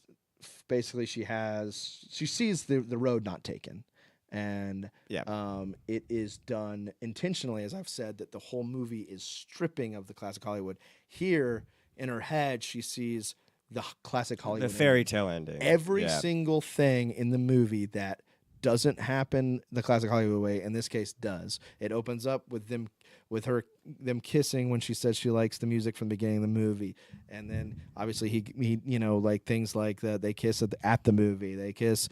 They don't miss. He doesn't miss the audition, or he doesn't miss like the show, and it's filmed exactly like a classic Hollywood film. It's all sets. Super bright. It's Technicolor. And it is a true old-fashioned Hollywood musical. Obnoxious sets, matte paintings, but even that, it doesn't have. It's got the it shows like the perfect ending, but as the film shows, perfect endings don't exist. Right. So it's a dream, and so then she acknowledges like the road not taken, and then she leaves, and and that's the end of the movie. But the thing with the ending that I think is interesting is, even though they don't get together, which again goes with his whole thing with the artistic ambition, and how artistic ambition, they're not doing like Andrew, where they're literally pushing everybody aside, but naturally it's led them to different. Yeah, it's like a lesser version. Yeah. Well, like even the thing that's interesting though is her perfect ending is not a perfect ending for him, because not for him, because no, exactly, he doesn't get the doesn't get the jazz club, but likewise is in real life, or in real life in the film, even though they don't end up together, they help each other reach their dreams. Yeah, is that he's the one who got her to go to the audition, and then in the film she tells him that he needs to move the jazz club to a different place, right, and also he needs to change the name. Well, he uses her name, the name that she suggested, and it's in a different place, so they still end up helping them get each other's dream. So this film has a lot. It's weird that First Man is in between this and Babylon, because this film is a lot with Babylon. The last thing I'll say with that is Damien Chazelle, which again, this will lead into Babylon when we get Babylon, but he said La La Land is a love letter to Hollywood. Babylon is the suicide note. Okay, great. Yeah. So yeah, I think it's a home run. I have a double. Okay. And it's only because like I did have a triple, but then I was like, we can't agree on everything. And I do like you just said everything like perfectly. I think this is like really good and it's obviously the most successful movie. So like, what do I know? But there's just part of me that thinks like, you explained it perfectly right there. So that's why like I'm okay with putting it a triple, because like originally I had it as triple, and I'll move it to a triple, only because you were great at explaining it. But there is part of me that thinks like, man, it would have been great if they would have seen each other just right there. They didn't have it just ends, with her like seeing him, like she's like famous, he's doing the thing that he wants to do. Like great, But then when it does, when they do have like, are we done, or can we talk about everything the whole movie? Yeah. Okay, so when when it does do like the dream sequence, there was part of me that was like, it's a little cheap, because I'm thinking of it as in the perspective of like the movies before, where I'm like everything ends sort of like in black, or it's like ambiguous. This is like the complete opposite, where it's like I'm showing you all my cards, but like you said, it's a love letter to Hollywood, and that's why like throughout this conversation, I'm kind of like looking to like drill, like this is the time where we're gonna step, this is the time where I'm gonna be mad, and I moved it to a triple. But like I do think there's times for me where I'm like, if you're not on board for this movie right away, this is like a arms crossed, like, oh my gosh, here we go, like Traffic in Hollywood, people singing and dancing, musicals. So it just sounds like you don't like musicals, because the ending is like, I mean, the ending is, if you like Hollywood musicals, the ending is like such a perfect rendition of those. Like, yeah, I think the ending is the best thing he's ever done. Like, I think, like, really, I think that dream sequence is by far, like, I think it's the best thing that someone not named Martin Scorsese, Paul Thomas Anderson, Quentin Tarantino, or David Fincher has done in the last 10 years. Yeah. Like, I think it's incredible. Yeah, I don't know. There's part of me where it's like it goes back to like, and I just have like a little like crappy thing like written right here, where it's like you have your personal dream for yourself, and you think like, if I work hard and get this thing, you know, I'm gonna be happy. And then like reality sets in and age steps in as well. You start to meet other people, you know, you have interest, start to love somebody, maybe you get married, and then you know what you love becomes like what you love is now like, you know, pushing somebody else to be successful, and you have kids, and then it's like about them. I mean, to me, it's I kind of love like the grittiness of like your Whiplash, to where it's like, no, like I'm gonna do this thing, and like this, and this is gonna be me, and I'm gonna be great at it, and like, you know, people are going to speak about me, movie wise, not like my personal life, but like movie wise. I was just kind of like, man, like this hits hard. There's just something to me where it's like, when I'm watching this movie, I'm like, man, I wish there was like a little more friction. I think that's where we disagree, because I think the dream is tragic. I think the dream scenario, that's the whole point, is like you're like seeing the road not taken. I think it's sad. Like you see like the kids that they don't have. You see all that. Like I disagree. I think that's what. But I don't know if like, are they both seeing this, or is she seeing this? Well, she's seeing it, but the idea is the idea is like they both. This is something they could have both had. You know, they could have. He could have, like, because there's the thing is, when she moved to Paris for 3 months, whatever, he could have just moved with her if he wanted to. Yeah, that's like, true. Could, you know, so and the thing is, he's the one that's clearly affected by it more than her. She's married and has kids. He's right? single. Yeah. So if his dream scenario might be even more depressing. You know. Yeah. So I think the ending, like, I think that's, to me, I think that's why the ending works so well, is that it gives you the it like plays with the idea of how the Hollywood endings, of how like the Hollywood classical movie or musical endings, but it does it in a way where it's like, this is not real. And that's also why you have the matte painting, because musicals are filmed, like we talked about with the versus Guy and Madeline. Musicals never filmed on; they're always filmed on sets. You have the matte paintings. So they're never real. They're always artificial. And so I think it's important. Like, I think that's the point. It's when he goes to full blown homage, he's showing something that's not real. Like, it's not possible for him. Like, so like that's not what happened. It can never be that. You know. Right. Yeah. Okay. Good. I mean, and like you said, like you were saying everything perfect the whole time. At the very beginning, I was kind of just like, here's your like.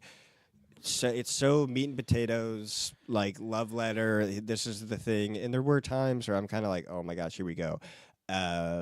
You know, but it's just so there's great performances, and like you said, it looks awesome as well. I mean, that's the thing where it's like, sometimes I think I'm looking for it, and I did say, I think, well, I haven't said yet, but I've never really been a big fan of musicals. I'm starting to get better at it, but for some reason there's just like a part where it's like just too fake for me, where I'm like, what are we doing? Yeah. You know, I'll go listen to music. Yeah. But this is like a really good movie. Like I said, triple. I'll go to triple, because I did have double, but I'll go to triple just because you were incredible. You convinced me. Yeah. Not are we having like one? That's one thing we should have talked about before we were on camera. Are we having like one unified thing? Or well, no, we're not, because I'm giving it a triple. I'm not giving this movie a home run. Yeah. Well, I'm saying, like, just the show having one. We can figure. Because yeah, why not? The whole point is Yeah, just sure. to have the. All right. Well, I guess we're giving it a triple, which is terrible, but All right. Yeah. I do not think this movie deserves a home run. Yeah. Okay. I'm saying like that's a perfect movie. No, there's no such thing. Well, for me, if I hit a home run, You think Whiplash is perfect? Whiplash I isn't guess perfect. I don't think it's that's a good point. I Yeah. guess I don't think it's perfect, but I do not think it's a home run. Okay. Well. All right. All right. So first man, you go with your little two. Oh, did you have any question or? Yeah, I think no. You know what? No, because we just talked about it. We spent enough time with this movie. I think you spoke really eloquently about it. I don't really have anything to say about it. I don't want to ruin that. All right. First man. Sure. So again, I don't really have anything. This is what I want to say. It's like this is such.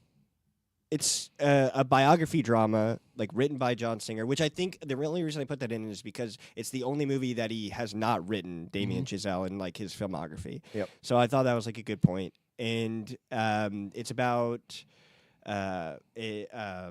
astronaut Neil Armstrong and like his journey to Apollo 11 and landing on the moon. Yep. That is what it is in a nutshell.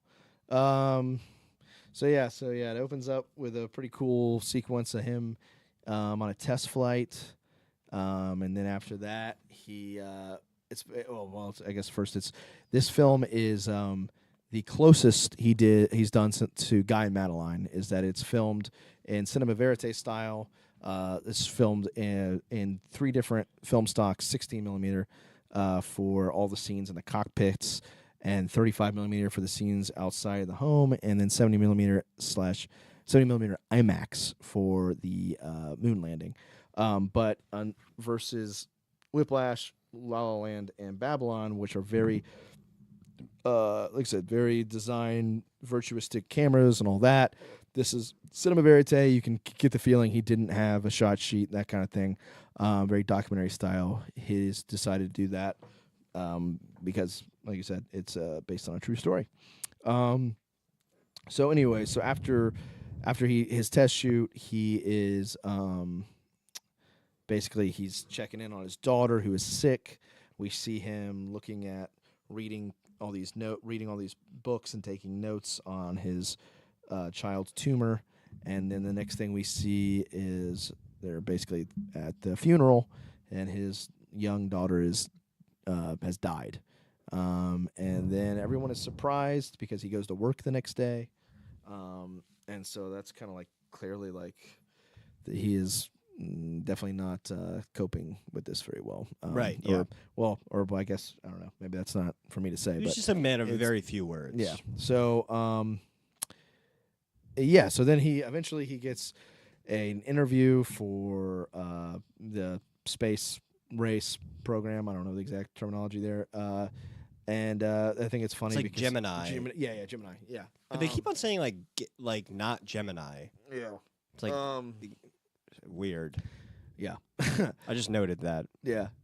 So everyone, so it's funny when he's doing the, he's like sitting there ready for his interview. He's the only one that's not in uniform at first. Everyone else is from the military. He's the only scientist, pilot, and then a couple other guys show up. They're scientists.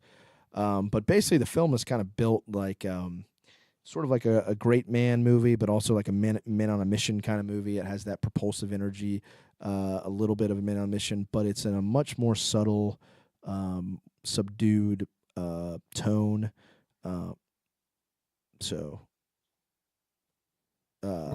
But yeah, it's in a much more subdued tone.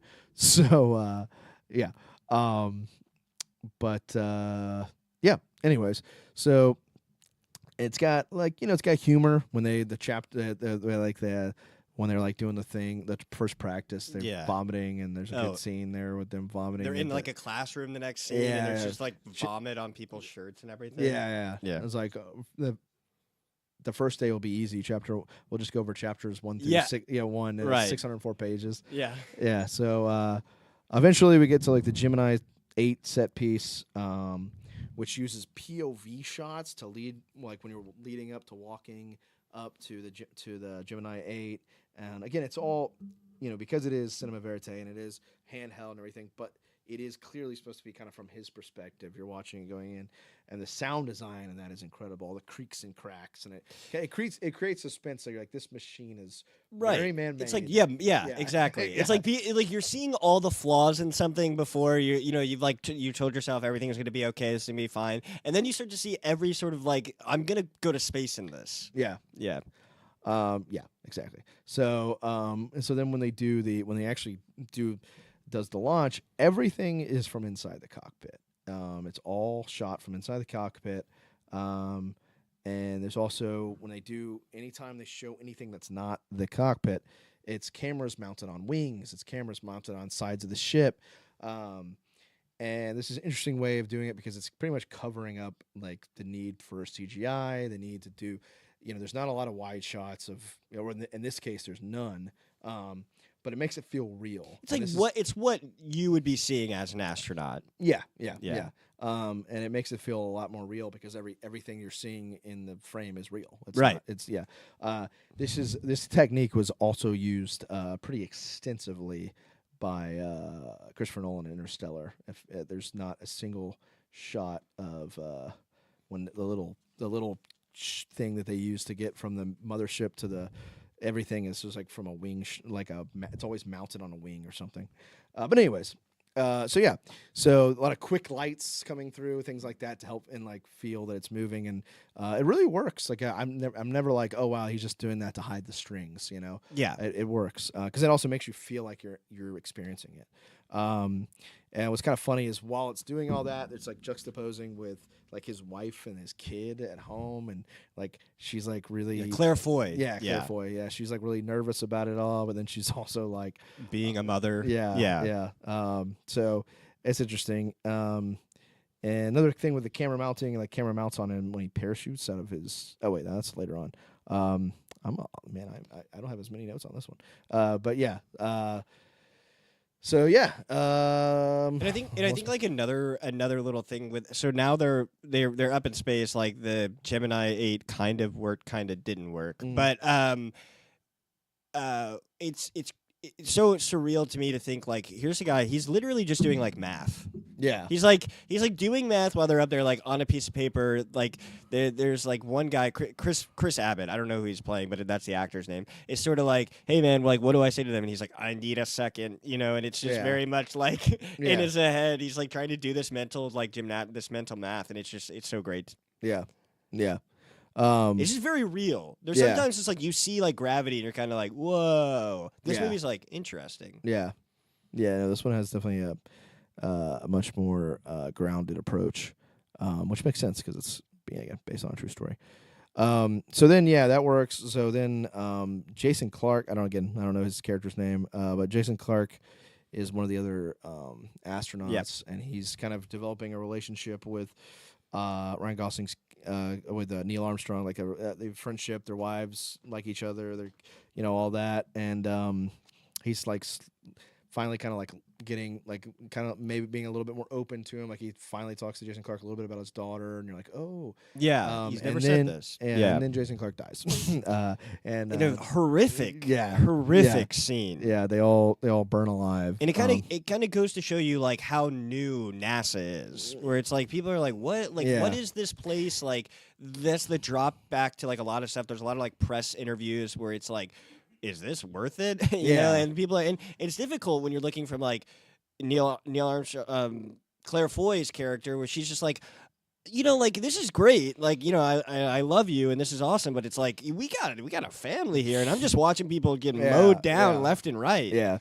I'll be honest with you. Before I saw this movie, I did not realize so many people died in the space race. Horrific. Yeah, I did not realize that. But it makes sense. Like we literally were trying to figure out. Yeah, just figuring it out. Yeah, but but yeah, they die, and at that point, like it's like the way this again. I'm talking about Neil Armstrong, the character of the film. I'm not talking about him in real life, but Neil Armstrong here. It's like on top of. He's like doing this for his daughter in this way. Now it's like everyone's dying, so now we have to accomplish this. Yeah. And so goes even further into it. He has a crash. Like that's where I saw the camera was mounted on his parachute in the crash, which I think. Yeah. Cool. It was so awesome that scene. Yeah. And then they're like, you got to, relax, blah, blah, blah. It's like, and they're like, and he's like, we've got to do this. Like, at what cost? And he goes, it's a little late for that question, sir. Yeah, and he's 'cause, like, we got to fail down here so we don't fail up there. Exactly. Yeah. Yep. And then, meanwhile, his wife sees Pat, who was Jason Clarke's wife, and she's just like a shell. Oh of herself. yeah, she's just outside of the car, like it's open. It's like a scary movie. Who's played by Olivia Hamilton, who's Damien Chazelle's wife, by the way. Oh, awesome! I didn't know that. Yeah. That's great. So she was great. Yeah, she's also the annoying customer at the coffee shop in La La Land. Oh man, we didn't say that. We got to go back. And she's the female director in Babylon. Oh, she's so. I love her. With short hair. Yeah. In Babylon. Yeah. Oh, she's so great. Yeah. But anyways, so yeah. But yeah, so that's kind of interesting at like what cost. And she sees that she doesn't want to become like that. Yeah. So, Rightfully so. And it has an interesting thing where it's like juxtaposing shots of the protests about the rocket with them preparing the rocket, which is like an interesting juxtaposition. And it's interesting because you kind of forget like a lot of people, the one reason why some people think that it was fake or whatever was because there was a lot of political, and it was first and foremost a political act, Right. It was and so that's Got to look stronger than the Soviets. Exactly. And so it's interesting to think about like how many protests and stuff, because it's like people are saying, well, it's not worth the money, and it's not worth the taxpayer dollars and all that. So it's just kind of interesting to see stuff like that, and then see it kind of juxtaposed with them actually preparing the rocket and everything. And then they basically the night before the flight, he's like getting ready, getting packed, and just like avoiding talking avoiding to his kids. And then so his wife gets in a big fight with him, and basically like, you're going to sit them down, you're going to tell them that you might not come back, you're doing all that. Yeah, it's it's so just great. it's a really good acting. Great. The kid's like, you're not going to be there for my swim meet. Yeah. And he's like, Yeah. And it was the most interesting thing in that scene to me is his eldest son, like shakes his hand. Yeah. And so I look at that almost as is it the eldest son? Does he know like, I might be the man of the house now? Yeah, because like you might die on exactly. the moon. I think he's seen a little bit more. Yeah. Where he's just kind of like, well, I kind of have a better grasp at this might be whatever this 9-year-old. I don't know if you can think that way when you're 9, but like he sees like the parents' friends like Jason Clarke, where it's like Jason Clarke's no longer here. What happened? It's like I guarantee you they're having these conversations. Yeah.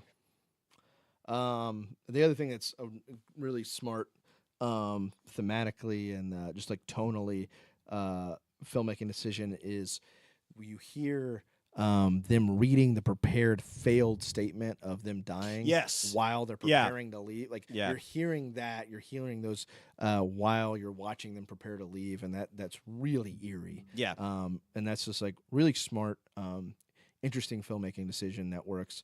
And then as we're building it up, we go back to something that, even though we're doing the cinema verite, and this one looks the most unique from that standpoint out of his filmography. One thing he has done in all the films is you start seeing more of those close-up shots of the minutia detailing the prep. Similar to the minutia. Whiplash. Yeah.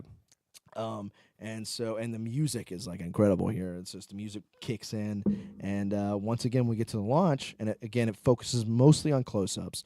There's a couple wide shots that I think are models, but I might be incorrect there. But for the most part, they do this. He does the same thing where it's mostly inside, or it's cameras mounted on wings. He's really avoiding a lot of wide shot, or if there are a wide shot of the spaceship, it's like of the rocket, it's like super far away. Yeah, so it's like it's just like a fireball. And again, I do think some of that reasoning is like, we can do this practically. We can avoid, as much CGI, but I think it works. I think it works. And then, they get to the point where they're going to leave the mothership and go down on the moon. And at that point, there's the weirdest. It's cool, but it is jarring to me. Is that there's a long take following him as he leaves the mothership to get into the smaller. Yeah. And it doesn't full on break the cinema verite, but like it almost like it does like it's still handheld, but like it no longer it's like this doesn't feel like something that would be in a documentary. This feels like you're establishing a lot. You know, it's like oh, you got one little moment there where you couldn't help but be like really cinematic there. Full With, in. Yeah. but then they land and the landing sequence, conversation with movies like 2001, Interstellar, all that, and the most important thing when he's landing there is he's got his daughter's little bracelet and he like lets it go. Yeah. So I believe Karen was the child's name. okay. So Which I thought, like, is that real? I didn't like read like any like. his daughter did die, but yeah, he didn't like. I don't think they have any proof of that. Yeah. It's like once again, kind of similar thing about the ambition that being one of the greats is, he gets to be the first man on the moon, but the sacrifices around his relationships. It's obviously a little bit of a different tone, though. It's less about someone like Andrew who is doing it for his own interests, or even Seb and Mia's doing it out of their love or their passion. He's doing it out of almost necessity, but it's like he's like pushed to be great, one of the greats, due to burying himself into his work to mourn his daughter, and because the work ends up being so important, lives are on the line. And I think it's interesting, like I mentioned about looking at the books, where he's at the beginning, where he's doing research on his daughter, or on his daughter's tumor. It's like this guy's a scientist, and he's an engineer, and it's like the math failed. Like the math failed his daughter, and so it was like he's like, I'm not letting the math fail again. Yeah. It's like that's almost like why he's doing. Again, in the movie, I'm not saying that this is his decisions in real life, but yeah, I think the decision to make it a much more muted and subtle film than this big fist pumping achievement, is interesting. I think it's definitely a less popular movie because of that. And I think I did mention it was shot. Yeah, I mentioned that it was shot in 3 different. Yes, but 16, 35, and IMAX. Yeah. So, you got any thoughts, questions? We went through that one a little quick. I know I'm trying. No, it's good. Not intentionally trying to work out. We're close to like 2 hours. Yeah, so it's a while. But the only thing I'd say is like this is like there's such an intense character study, and I just think like sometimes grief can be difficult to play on screen, but Ryan Gosling does an incredible job. Yeah. That's it. But I do have like a Kyle's question for you. Mm-hmm. Did you see the movie in IMAX? I did not, believe it or not. What? Yeah, I did not. That's crazy. I watched it at the theater I worked at the time. I saw it early. And I don't know. I just didn't go see it. No, I just can imagine. I can't imagine. If it came out nowadays, I probably would. Yeah. Which I know it wasn't that long ago, but I don't know. I'm kind of surprised I didn't, since it did filmed all the moon stuff in IMAX. Right, yeah, and I just heard it was like right when he opens the door, how awesome that looked. Yeah, especially just because of like what the movie was shot on, what we were seeing the whole time, and then bam, this shot in the moon. So, yeah, that's all I have for the first man. All right, cool. So, what did you give it? I gave it a double. Okay, I gave it a double as well. So, my biggest thing on this film is you already mentioned it early on. It's the only one he's done that he didn't write. Yeah, and you can tell. Yeah, it's not that it feels personal. It's not exactly. It's not that it's poorly written. It just doesn't feel. It doesn't feel personal. Like to me, my like interest in filmmakers and artists is like I want their voice, their artistic voice. Like I don't go and see a Damien, or in this case a Damien Chazelle movie for something that's not fully his voice. Right. And also, we talked. The guy in Madeline, he did the cinema verite thing more out of like necessity. It's a low budget, and I'm not saying that it didn't. It fit the story, but it's like he clearly has a love for let me do as much crazy stuff with the camera. He is a maximalist filmmaker, and so to do a minimalist movie, he does a good job because he's a great filmmaker, so he can adapt. And I do think the minimalist approach fits this story, but it's also like I would rather watch him at his like at his best. So You know? does it feel like it was sort of like a 2 steps back after La La I Land? don't think it felt like a mistake necessarily. I just think it just like I think the good example I use is like, well, we're supposed to have baseball analogies. This is a football one, but prior to the spread offense is so often we would see like we'd have these great quarterbacks that could scramble, but you're trying to get them to like just be pocket passers. And it's like you could have good games where you're a pocket passer, but you're not doing what makes you unique. Like you should be able to run more and and I think that's like it's like I just feel like You're handcuffing it. Yeah, I feel like he is a maximalist filmmaker. We're about to talk about his most maximalist he's gotten. And this is not a so I feel like he does a good job because he is a talented filmmaker. It is a good Double is a good score. Yeah. But Good AB. Yeah, I just feel like it's good at bad. I just feel like it's not what I want. And also and I think you can just tell it's not written by him. Like it's just like it's not a bad script. It's just like it's not, like you said, it doesn't feel personal. I would also, in the same exact category of you're doing something that is not your strength, but you do a good job, I would also put Ryan Gosling on this film. Right. Yeah. I think Ryan Gosling has two distinct performance styles, and he really after Drive, he leaned in on I'm the next Steve McQueen. I'm going to just be the quiet guy.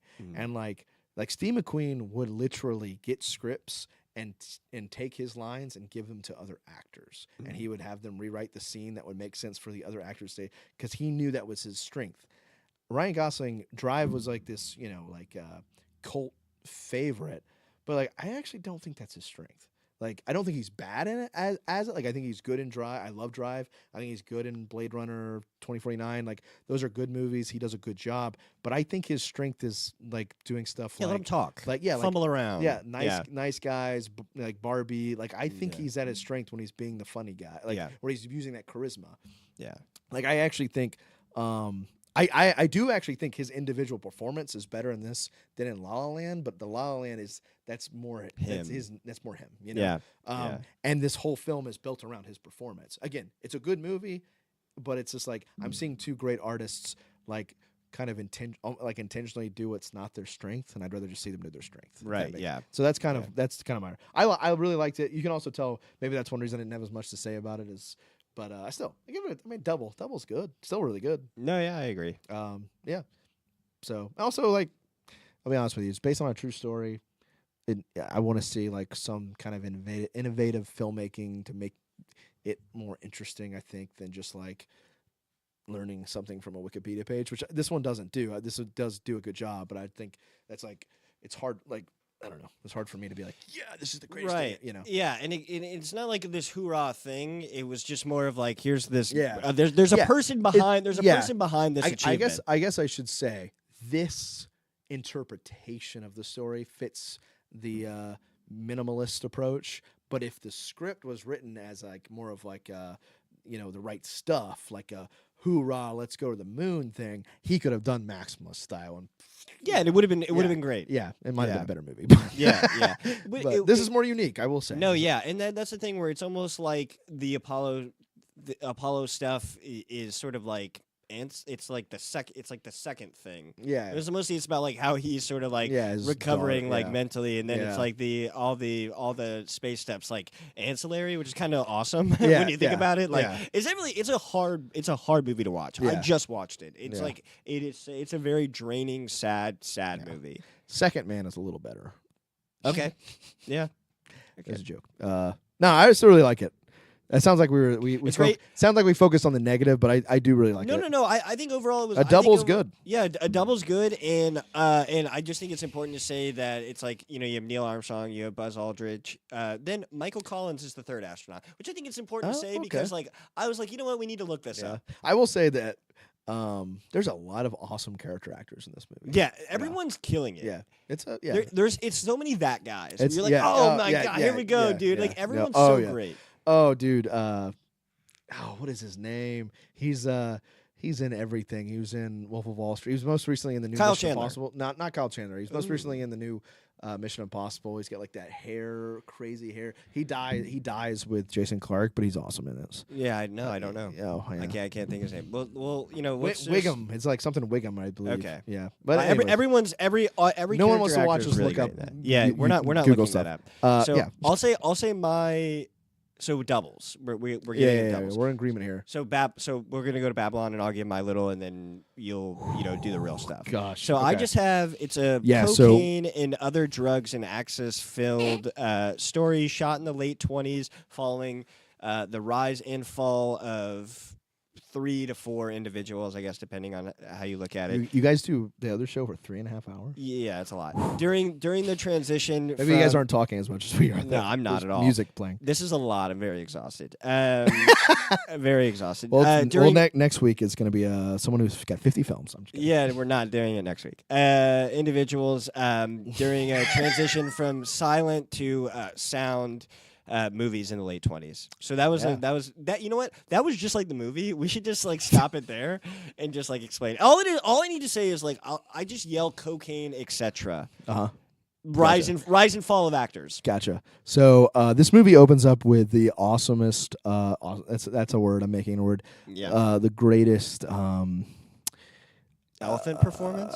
Yeah. I just my mind went blank.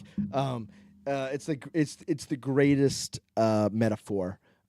It's you have Manny, our main character, who is just like a gopher for Hollywood, and he has to bring this elephant to this party, and the elephant literally just starts defecating everywhere, and so it pretty much right there it tells you right now Hollywood shits on the little guys. Oh yeah. That's how the movie opens. But yeah, so I think it's great where it's like, oh yeah, I can't take, that's for horses. I'm not taking it. And it's like, well, we're taking it to the party. It's like, oh, well, how's the guest looking tonight? It's like right away we find out that corruption. Yeah. And we find out that like fame and being close to the celebs is like it's a currency in and of itself. Right. Fame is a currency in itself. So then you open up with just absolutely debauchery, like this insane party, very De Palma-esque long take where it's like hiding the cuts and whip pans, very similar. Reminds me of Snake Eyes. I don't know if you've seen that De Palma film. No. But it opens up with this awesome 12-minute long take with Nick Cage, and it's probably actually like 7 shots, but he hides the shots in whip pans, which Chazelle loves whip pans anyway, so it doesn't feel forced. But it's incredibly just like this ridiculous long take. Manny sees Nellie Leroy. Nellie and Margot Robbie. Yeah, Margot Robbie, and she's trying to get in. She's on the guest list. He helps her lie to get in. And yeah, this is like Scorsese, PTA, cocaine-induced filmmaking. Like, you're just like it's mixing comedy with absolute berating of the senses. To me, the opening party scene pretty much is like working the same way the Boogie Nights pool party works, and that it uses this gigantic like berating of the senses scene to introduce you to all these characters and through comedy and everything. It's just like, but it's that like crank to 11. Yeah. This movie's yelling at you. Yeah. Oh, absolutely. So you already see like Nellie's ambition. She says she's already a star, but self-proclaimed. Yeah, self-proclaimed. Yeah, her ambition to be a star, work in films. He wants to work in films. Once again, we get the ambition, the artistic drive, all that we've seen in all his films. Neil Armstrong's art is going to the moon. But then, okay, good. The other thing that is like this guy, the prostitute or a girl that he's sleeping with dies, and so they're like, "How do we get her out?" It's like, "Well, we, wait till the elephant comes, and then we'll sneak it. Everyone, we focus on the elephant." This is Manny's idea. Once again, another great metaphor for Hollywood is like everybody's focused on the show, and we can just hide all the terrible things about Hollywood. Right, yeah. We can hide everything, So it's just like everyone's looking at the elephant, get the girl in the back room, get the dead hooker out of the back room. So I do, as fun and as exciting as the scene is, I do actually think moments like that and stuff, it's actually saying things in there, which is impressive. And she is slated to be like the actress the next day. Yeah. So I mean, there's and something there. That's what is because that girl died or OD'd or maybe, OD'd. Yeah, She overdosed, died. Margot Robbie's character Nellie gets her role the Yep. next scene. We also meet Brad Pitt's character, who he's playing kind of like a Clark Gable type guy. He's pretty much a big movie star. I can't remember his name. Jack Conrad. Jack Conrad, yeah. Yeah. And it's interesting. So the first time I won't go on too big because we got to get through this. This is a long movie. Yes. But the first time I watched this, again, I don't want to give away my rating beforehand, but the first time I watched this, my biggest issue with the film was Brad Pitt. I'm a big Brad Pitt fan, but I felt like he was miscast. The second time I watched it, I watched it again yesterday, 2 days ago to prepare for this. I picked up some things that made me appreciate what he was going for. And this early, which is also in the writing, but the way the character's written, we see him, we meet him. The wife is leaving him, which is Olivia Wilde. Olivia scene. Wilde. It's insane. Well, she was too busy not directing Don't Worry. Hey. So then, but he's already lost his wife, and then. This is like the sixth time this has happened. Yeah, you just feel it too. And but the most important thing though is he's you can already tell he already mentions that he's frustrated about being in costume pictures. Yep. So I think that's interesting. So basically, after the party, he's drunk. Manny has to take him home, and while he takes a liking to Manny, and then in that moment he mentions that he wants to innovate the business. He wants to innovate in the art form. And so I think it's interesting that the first time I saw it, I saw him as strictly like a has been, like his like an aging star who's not, and that's but I see it. There is enough early on, and this is a consistent thing as we'll see, where he is actually genuinely interested in the art of it, not just I'm a star. I think that makes it kind of interesting. I think everyone's really likable in the movie. There's so many people in the movie, but everyone's you're not like I actually agree, which is interesting because the film is clearly based it's clearly structured like a Scorsese film, and normally it's the opposite of Scorsese. Exactly. So I do think it's kind of interesting that I do actually agree that the premise are all likable. So anyways, there's also like a trumpeter who's also at the party. Yes, as well. there is. Yes, yeah. so he gets very short drift. Yeah, a black trumpeter. Because of course Damien Chazelle's got to fit jazz. I'm surprised Neil Armstrong wasn't like listening to jazz. Yeah, or I know, right? Yeah. He must have. He definitely put on like. He did actually put on. Yeah, you're right. Yeah.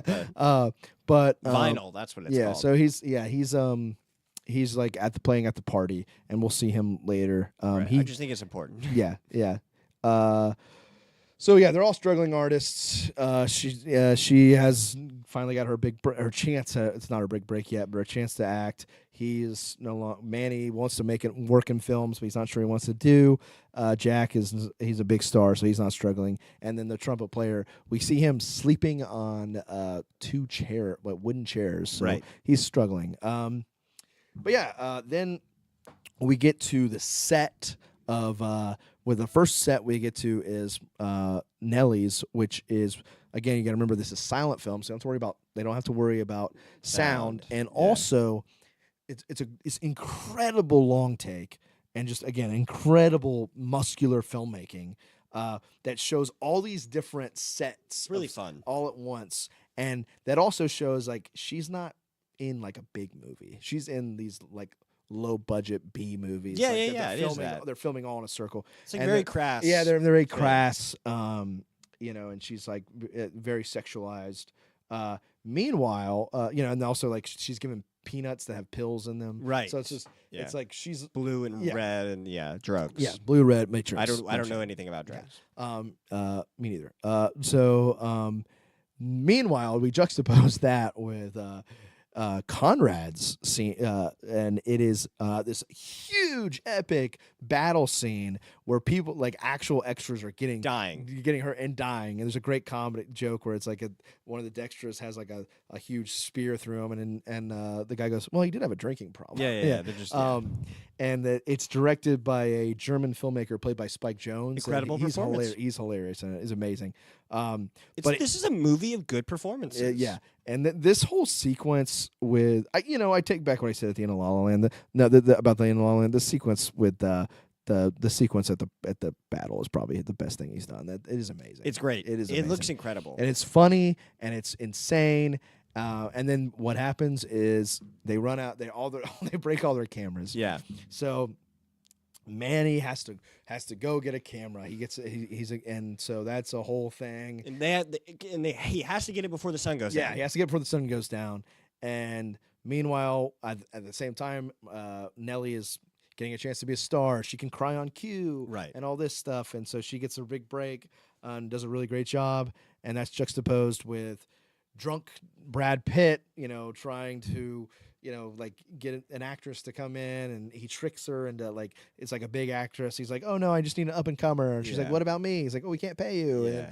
And we'll do it. Yeah, so he tricks her into doing it. And so then he finally, so it's just the juxtaposition, the editing, the cross cutting. Finally, Margot Robbie delivers her great scene, and she gets it, and then Manny delivers the camera, and then they're about to get their big scene, their final shot with Brad Pitt. Brad Pitt's drunk, and he's at everything. Can't even hardly get up the hill. Can't even hardly get up the hill. But then, which is a great reference to the Seventh Seal, like guys walking on the hill. I know you've seen that film. Yeah, I actually have seen that one. Oh wow, I wasn't expecting that. Yeah. So then. But then once the cameras are rolling, all of a sudden Brad Pitt and drunk and everything delivers an amazing performance, kisses her. This is the magic of movies. Yeah. The magic of movies is it's between action and cut, Yeah. And it's like how many, even being on our little films, it's just like you see like this great scene, you're like, oh, well, actually, me and Shaquille messed up our lines 400 times. Yeah, no one exactly. knows, you know? Yeah. It's like that's the magic of movie. I love that section. It's so great. Butterfly lands on his shoulder. I thought it was nice. Yeah. Yeah, it's like a beautiful moment. Yeah, beautiful moment. Yeah. So that race for sundown, all that, it's just incredible. So amongst chaos, somehow art is created. That's really what filmmaking is. So then we go back to Nellie, and they ask her how she can cry on cue, and she says, "I just think of home." Yeah. And it's like funny, and it's like maybe it's a little very sad. Maybe it's a little too on the nose, Yeah. but it's like perfectly sets up like her life. Right.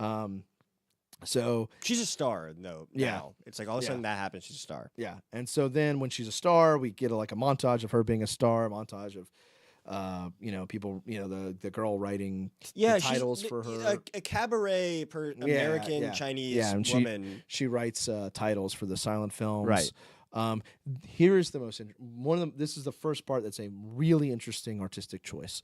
The song playing in this montage is a remix of "Face in the Crowd" of La La Land, and so that is very interesting. That him and Justin Hurwitz are intentionally remixing original music from one of their previous films. Right. That'll come back.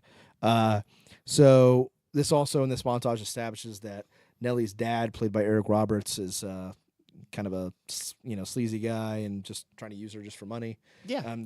Yeah, that typical like the dad that's overtaking. It's like an agent the daughter. dad. Yeah. There's a lot of camera flashing, and we're cutting with the camera flashing, which Scorsese did a lot in Raging Bull, and PTA did a ton in Boogie Nights. And then basically, so she's a star, life is good. And then Brad Pitt's character is in the bathroom, and he finds out about the jazz singer talking movies. And he had the best joke in the movie. He said, "Who wants sound in their movies?" And you hear this fart in the bathroom. It's amazing. But I will say to like Jack Conrad's or Brad Pitt. Brad Pitt. Brad Pitt's character is like he's the one who was like when he was talking like the drunkenly talking, he was kind of like, we need this, we need to do this. But now that it's happening, he's kind of like, crap. Yeah. So then this next scene pretty much describes what you're saying, how it's throwing everything out. This is the type of movie it is. It's a normal scene about Pitt's character, Jack Conrad, talking to Manny and his agent or his producer about the jazz singer and the talkies. But while that's going on, Brad Pitt's wife is screaming at him and throwing stuff at him, and she shoots him. So that just like perfectly captures like there is no normal scene in this movie. This film is pure maximalist. Yeah. It is berating your senses constantly. So you find out. So then Manny goes to New York to see the jazz singer. Before he sees the jazz singer, he runs into Nellie, who's again now a star, and he goes to an asylum with Nellie, or a mental institution with Nellie, to see Nellie's mom.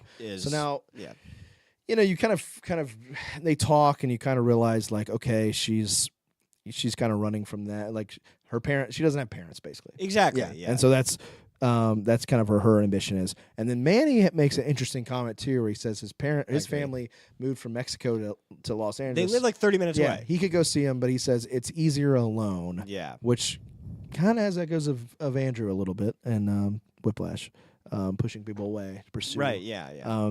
So the introduction of sound and the jazz singer is filmed like this gigantic set piece in and of itself because it's such this huge moment in history. The camera's moving through all the people watching in the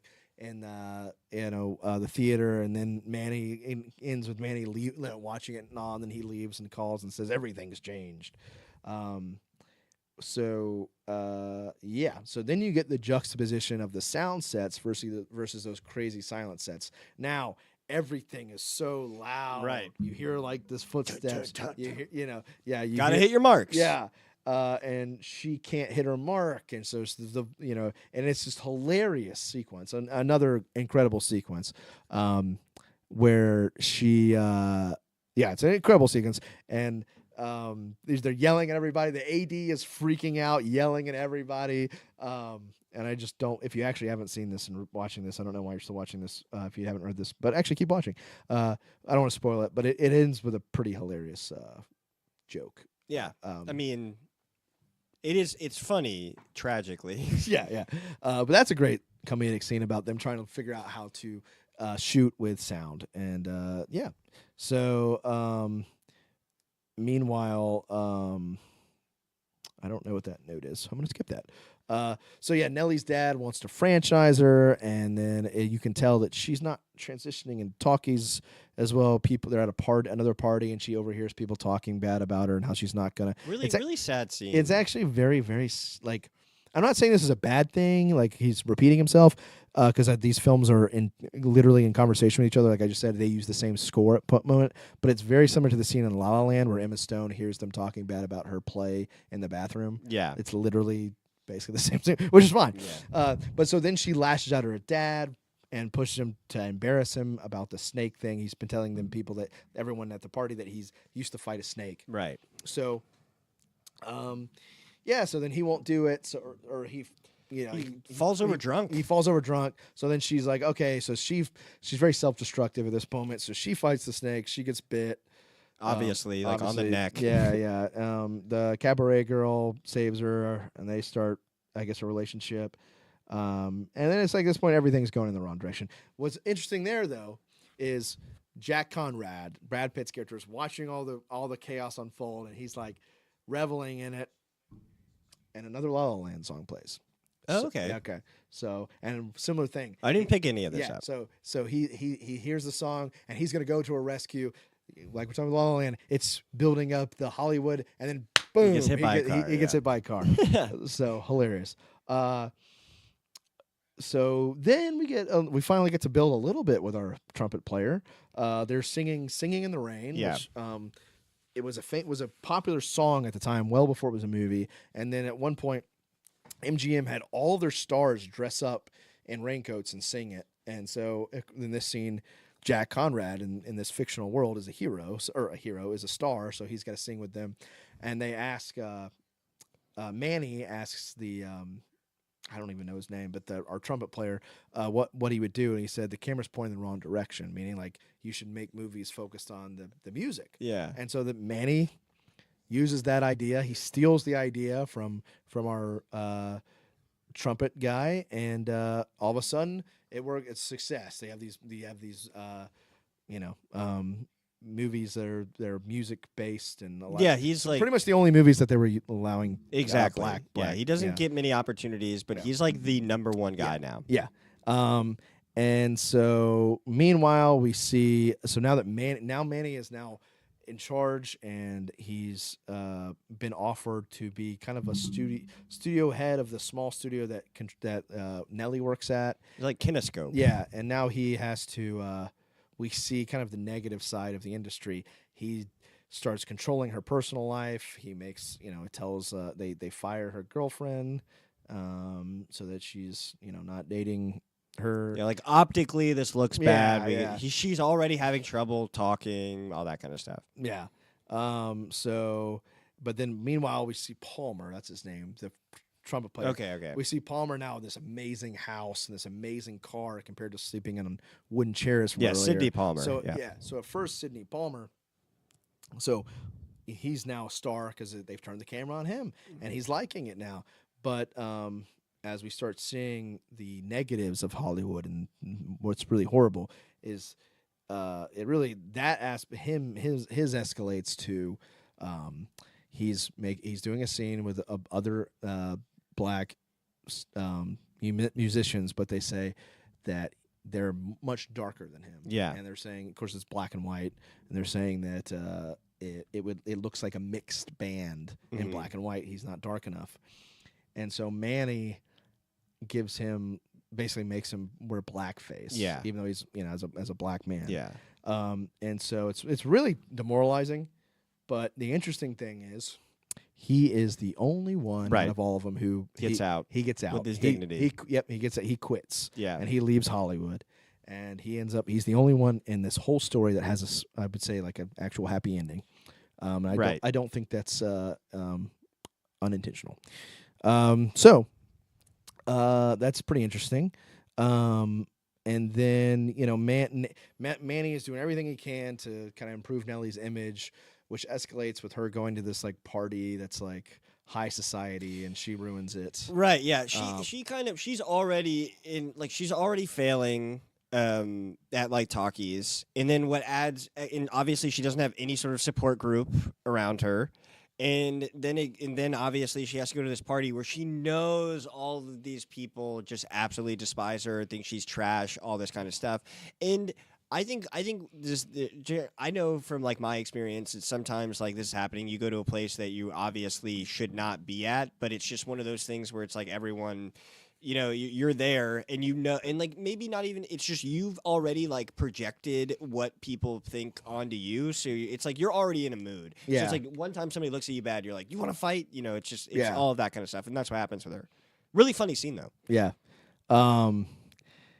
Yes, and then another thing in that same scene.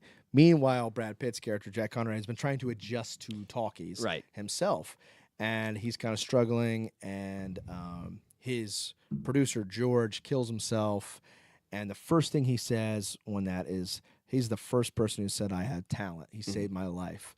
So on one end, you could take that as like Jack is just thinking about himself. Or you could take it kind of at face value that he's saying this guy was he was important to me. Like I'm a star because of him. Like my life, I owe my life to him. And I think that's kind of interesting that the film doesn't really give a clear, because there's hints that it could be maybe a mixture of both.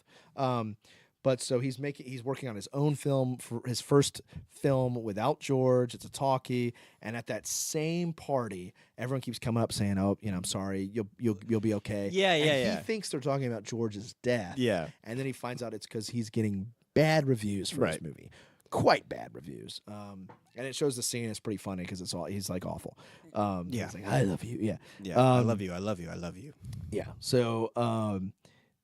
Basically, now you start seeing there's like a scene that's got the head of MGM kind of going through all the actors. Like, he's got a good voice, she's got a good voice, she doesn't. Basically saying like, now that talkies, the people that even doesn't matter how big a star they were and how much money they made for the company, we don't need you anymore. You're done. You're done.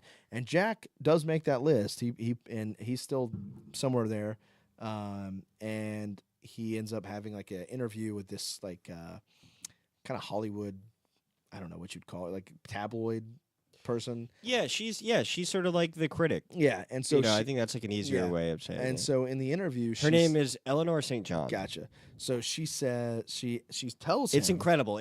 I think it's my favorite scene in the movie. Gotcha.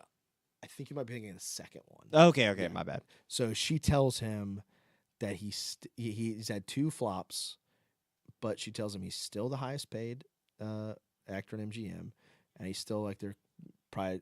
He's still like their pride and joy, basically. Yeah, and you can tell he's already still like incredibly depressed. Yeah. And to me, that scene was another moment. Was like, okay, it's not just about like being the has-been like actor now, and like my fame is gone. I think he genuinely wants to make good art. Right. I agree. think that's interesting. I think it's interesting that I'm not saying that there isn't an aspect of it that's like I want the attention, I want to be a star again, but I think it's interesting that it's kind of both. And that does end up leading to eventually he does like talk to her again, and she kind of basically tells him like this is all bigger than you. Hollywood's bigger than you. Everything like but and it's moved on past you. There's going to be 100 more of you. There's always going to be leading men. I think that's the scene. The second one where she just like strips it down. And I do think too what you said and what I agree with is like he's very self-aware. It's not like he's like I'm the best. He's like wow, this is like really hurting me. But I still want to get better. I want to do all this.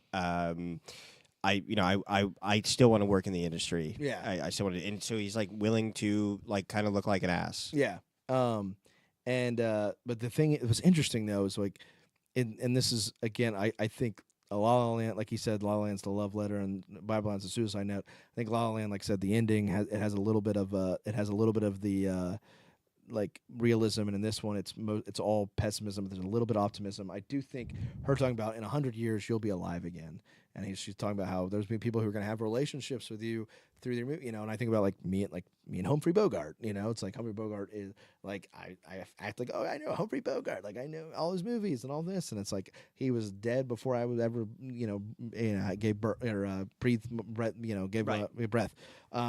And like there's like an optimistic romanticism to that, and yet there's also a sadness in that he's not going to be alive for when people care about him again. So I like you said, I think that's really a great scene. And at that point, he's lost it, and he does get a call to be in another movie, and he's like, just give it to me straight. Like, like admit the movie sucks, and admit like I'm just here to help you out. Yeah, and he does it, and he's like, yeah.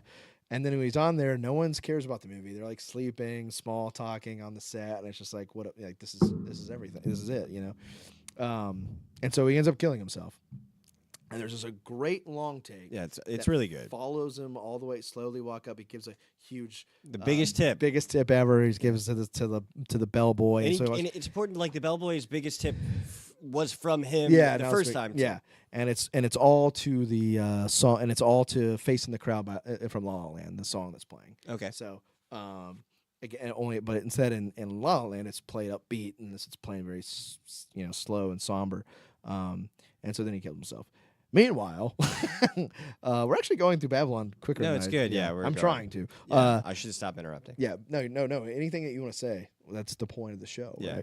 right? Babylon. Yeah. So meanwhile, Manny has tried to help Nellie. Her career is pretty much done, but now things got worse. Now she's had gambling problems, and now she owes somebody a lot of money. Yeah, Goes to naturally. Manny. Yeah. Basically, it's like one of those one-sided things. Like Manny clearly loves her, and like She doesn't. She's a drug alcoholic. Couldn't care less. Yeah, exactly. She takes him for granted. Well, it's like I think $60,000. That's what it was. Yeah, it's like 80 or 60. $80,000. Yeah. But you also got to remember this takes place in like at this point It's it's like like in 33 or Yeah, something. that's a shit ton of money. So he's like, obviously he freaks out, and but he ends up this guy called the Count. That's kind of this shady guy on set that gets people their drugs and stuff. The Count's able to get him money. Yeah. So him and the Count go to give the money to the guy to make everything good, and the guy is Tobey Maguire, and this is basically just like Chazelle be like, yeah, the Alfred Molina scene in Boogie Nights. Let me just do that again. Yeah, to 1,000. So gross. And so then you find out that the Count is just got fake money Yeah, from it's the fake from money. the set. Yeah. Yeah. So now you're like, oh my god, he's gonna find out it's money. So Tobey Maguire's talking. He's like, he's got all these movie ideas. He wants to talk to Manny about making movies, and he's like, I know somebody that should be in a movie. So he like takes them to what he calls the asshole of Los Angeles. Yeah, LA's asshole. You scene. literally they go underground, and you start seeing it is literally like going down like the depths of hell. It's like Dante's And Inferno. it's the ultimate perversion of the entertainment industry. People are doing the grossest, most terrible things for money, for Right. people's, There's entertainment. a freak show, Yeah, stuff yeah. like that. The old saying that the La La Land that the old saying that Hollywood is built on hell. Yep. As portals to hell. It all goes with that. And it really, literally, like the first time I saw this film, I watched it after work. I was the only person in the building, and it was like the movie's 3 hours. So at this point, it's like almost 4 a.m. Yeah. And like it was like this like feels like a horror movie. Like in this building by myself this late. Like It's like stomach turning. yeah, I did not like it. It literally is like it's incredibly well done, but it's incredibly but it's supposed to be. Yeah, Like yeah. he's achieving his goal. Yeah. So and when they get down to this guy who's like eating Like a bird yeah, or he's like a eating rat. I think he's eating Yeah, rats. yeah. And like Tobey Maguire's like he'll do anything Yeah. for money, which again, of course, that's like the whole thing of like Hollywood, Yeah. do anything for money. We figure out with the money earlier that if you put water on it, it like Yeah, because it's fake money. Yeah, it disappears. And so water falls on it. He realizes it's fake. So they all start like to they run pull out out of guns hell. or like shooting. Yeah. Manny and the Count run away, and they get Nellie, and basically they're gonna run off to Mexico to survive. And Nellie's like, this is "Oh, my I'll second favorite scene. yeah." Nellie's like, "Oh, I'll marry. Let's Yeah. get married." And you think you're gonna have this moment of again, maybe there is gonna be a Hollywood ending.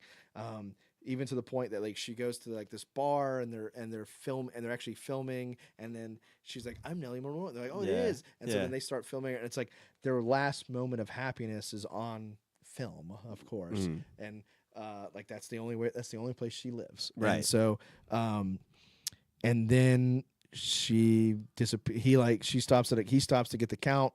She's still in the car. She just walks. She just gets out of the car and walks off. You never see her Yeah. again. And then when he's up there with the Count, I guess one of Tobey Maguire's guys shows up with a gun, kills everybody. Yeah. Misses Manny. Manny, begs for his life. He just tells Manny to get lost. Yeah. Is that believable? I don't know, but whatever. So Yeah.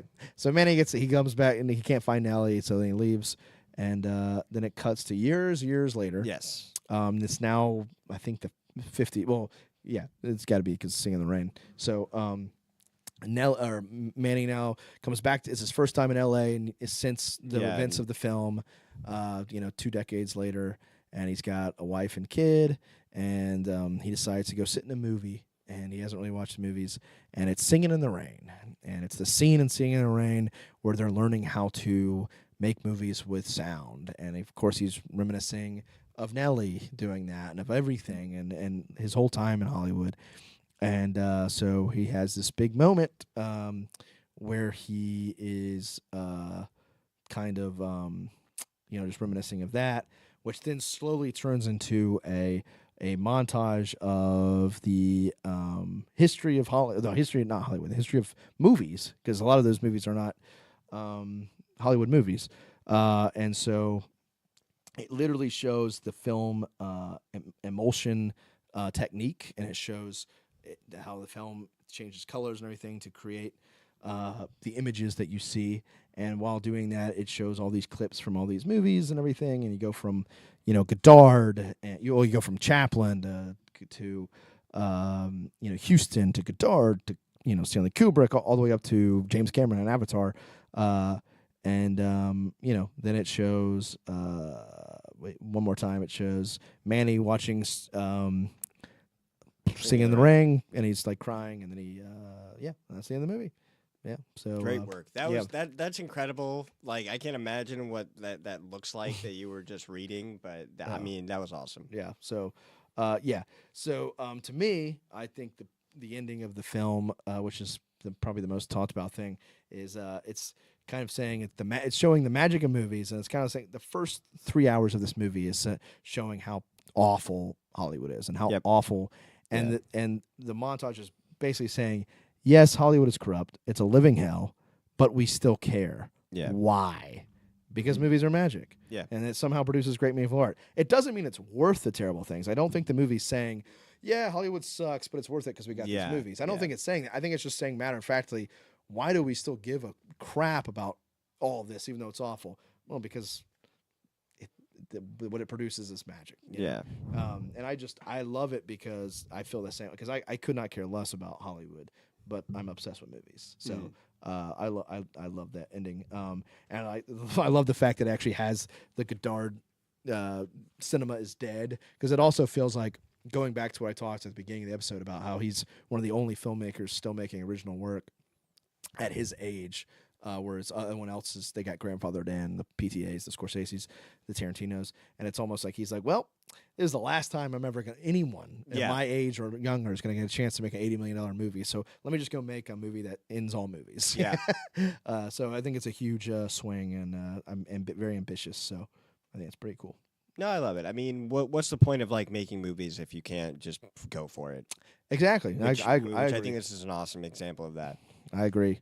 You got any questions, Kyle's questions on this one? No, not for Babylon. Any thoughts? I think like Manny says something where I think it's at the very, very beginning when he meets Nellie and they're like doing a whole bunch of drugs at the party. Yeah. And he says like, no matter how bad things are, you watch a movie and you slip away from reality. Yeah. And I just think like that's just an awesome, like great, that's like the quote that I would do to like describe the whole movie and what we just talked about, where it's like there's so much bad crap that happens, but at the end of the day, it's like this great escapism, and it's very hard to beat. Yeah. So I agree.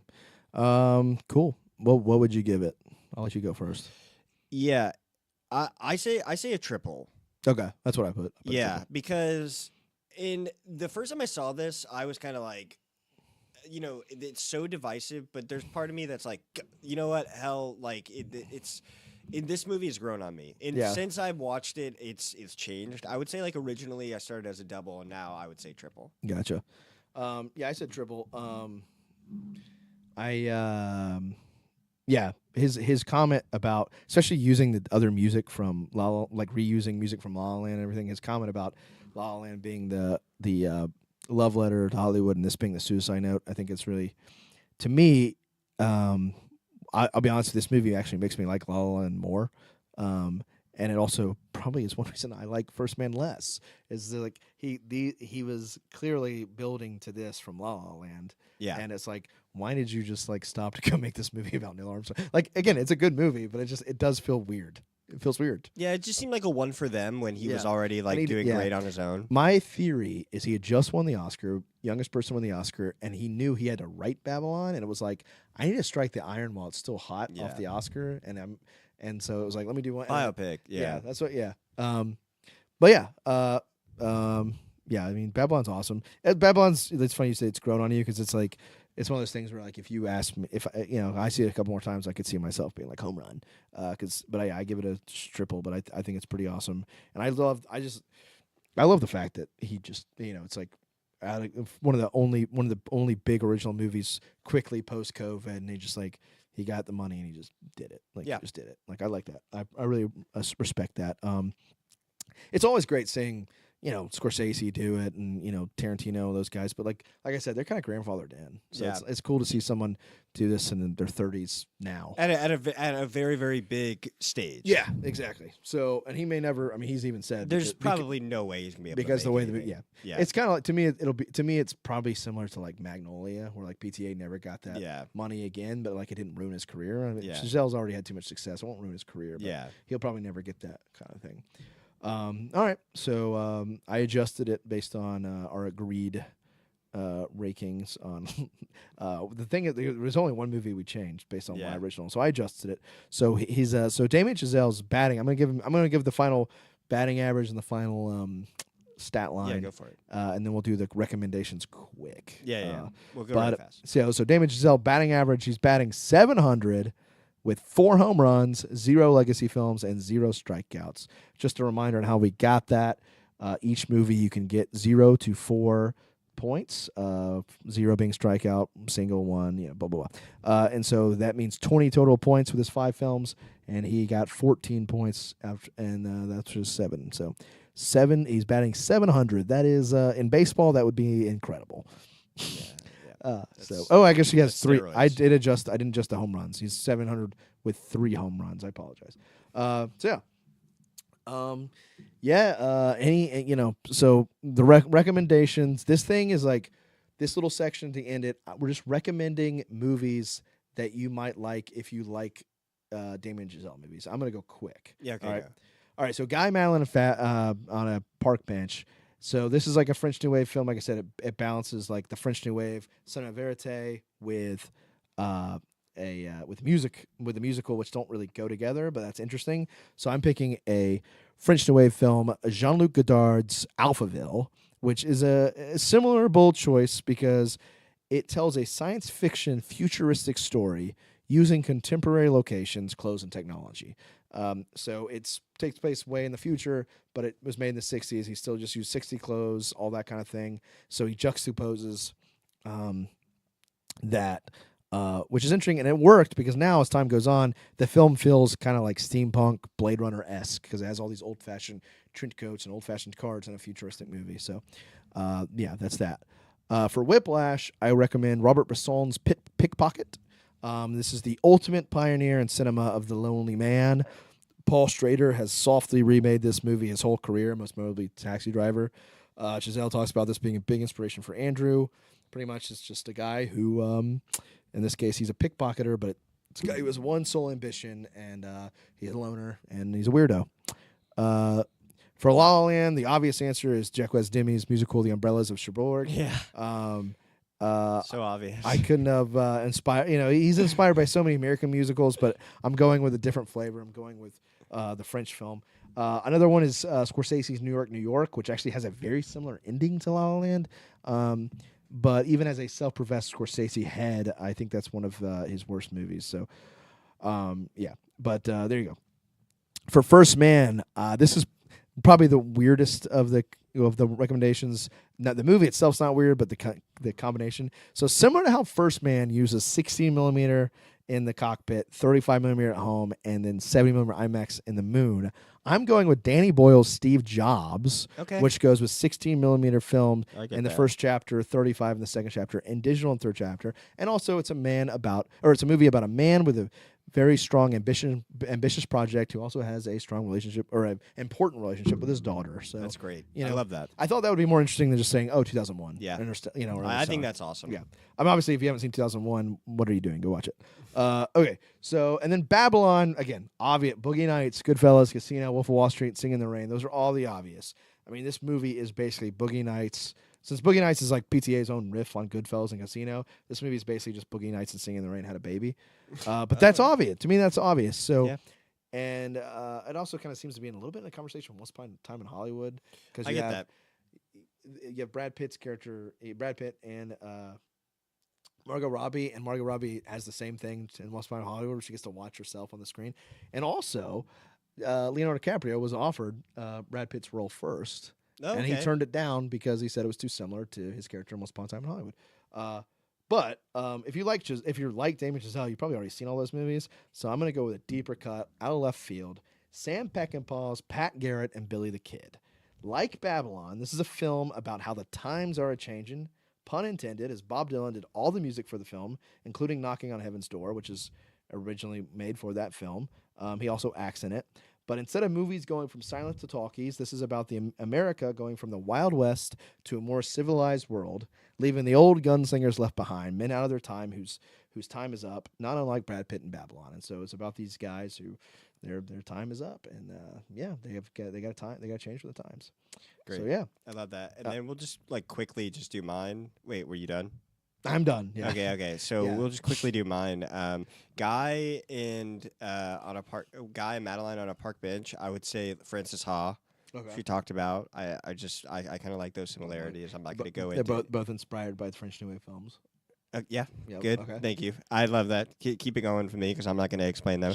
Whiplash. You know what? I think I want to go with with I'll go with Good Time. Okay. Yeah, I'm just sort of like looking at movies and similarities. Okay. So I don't know. What? Just because it's like just like the energy. Yeah, yeah. Propulsive energy. It's like Okay. the energy Okay. movie. I'm going on vibes. Okay. And then La La Land. This is like a way lesser known movie, but I love it so much. It's called Begin Again. Mm-hmm. I don't know if you ever seen it. It's like with Keira Knightley. Yeah. Yeah. So I really like that movie. I'd like more people to see that so then I can talk about it with people and not try to explain the plot. Okay. Like we just did for 3 hours.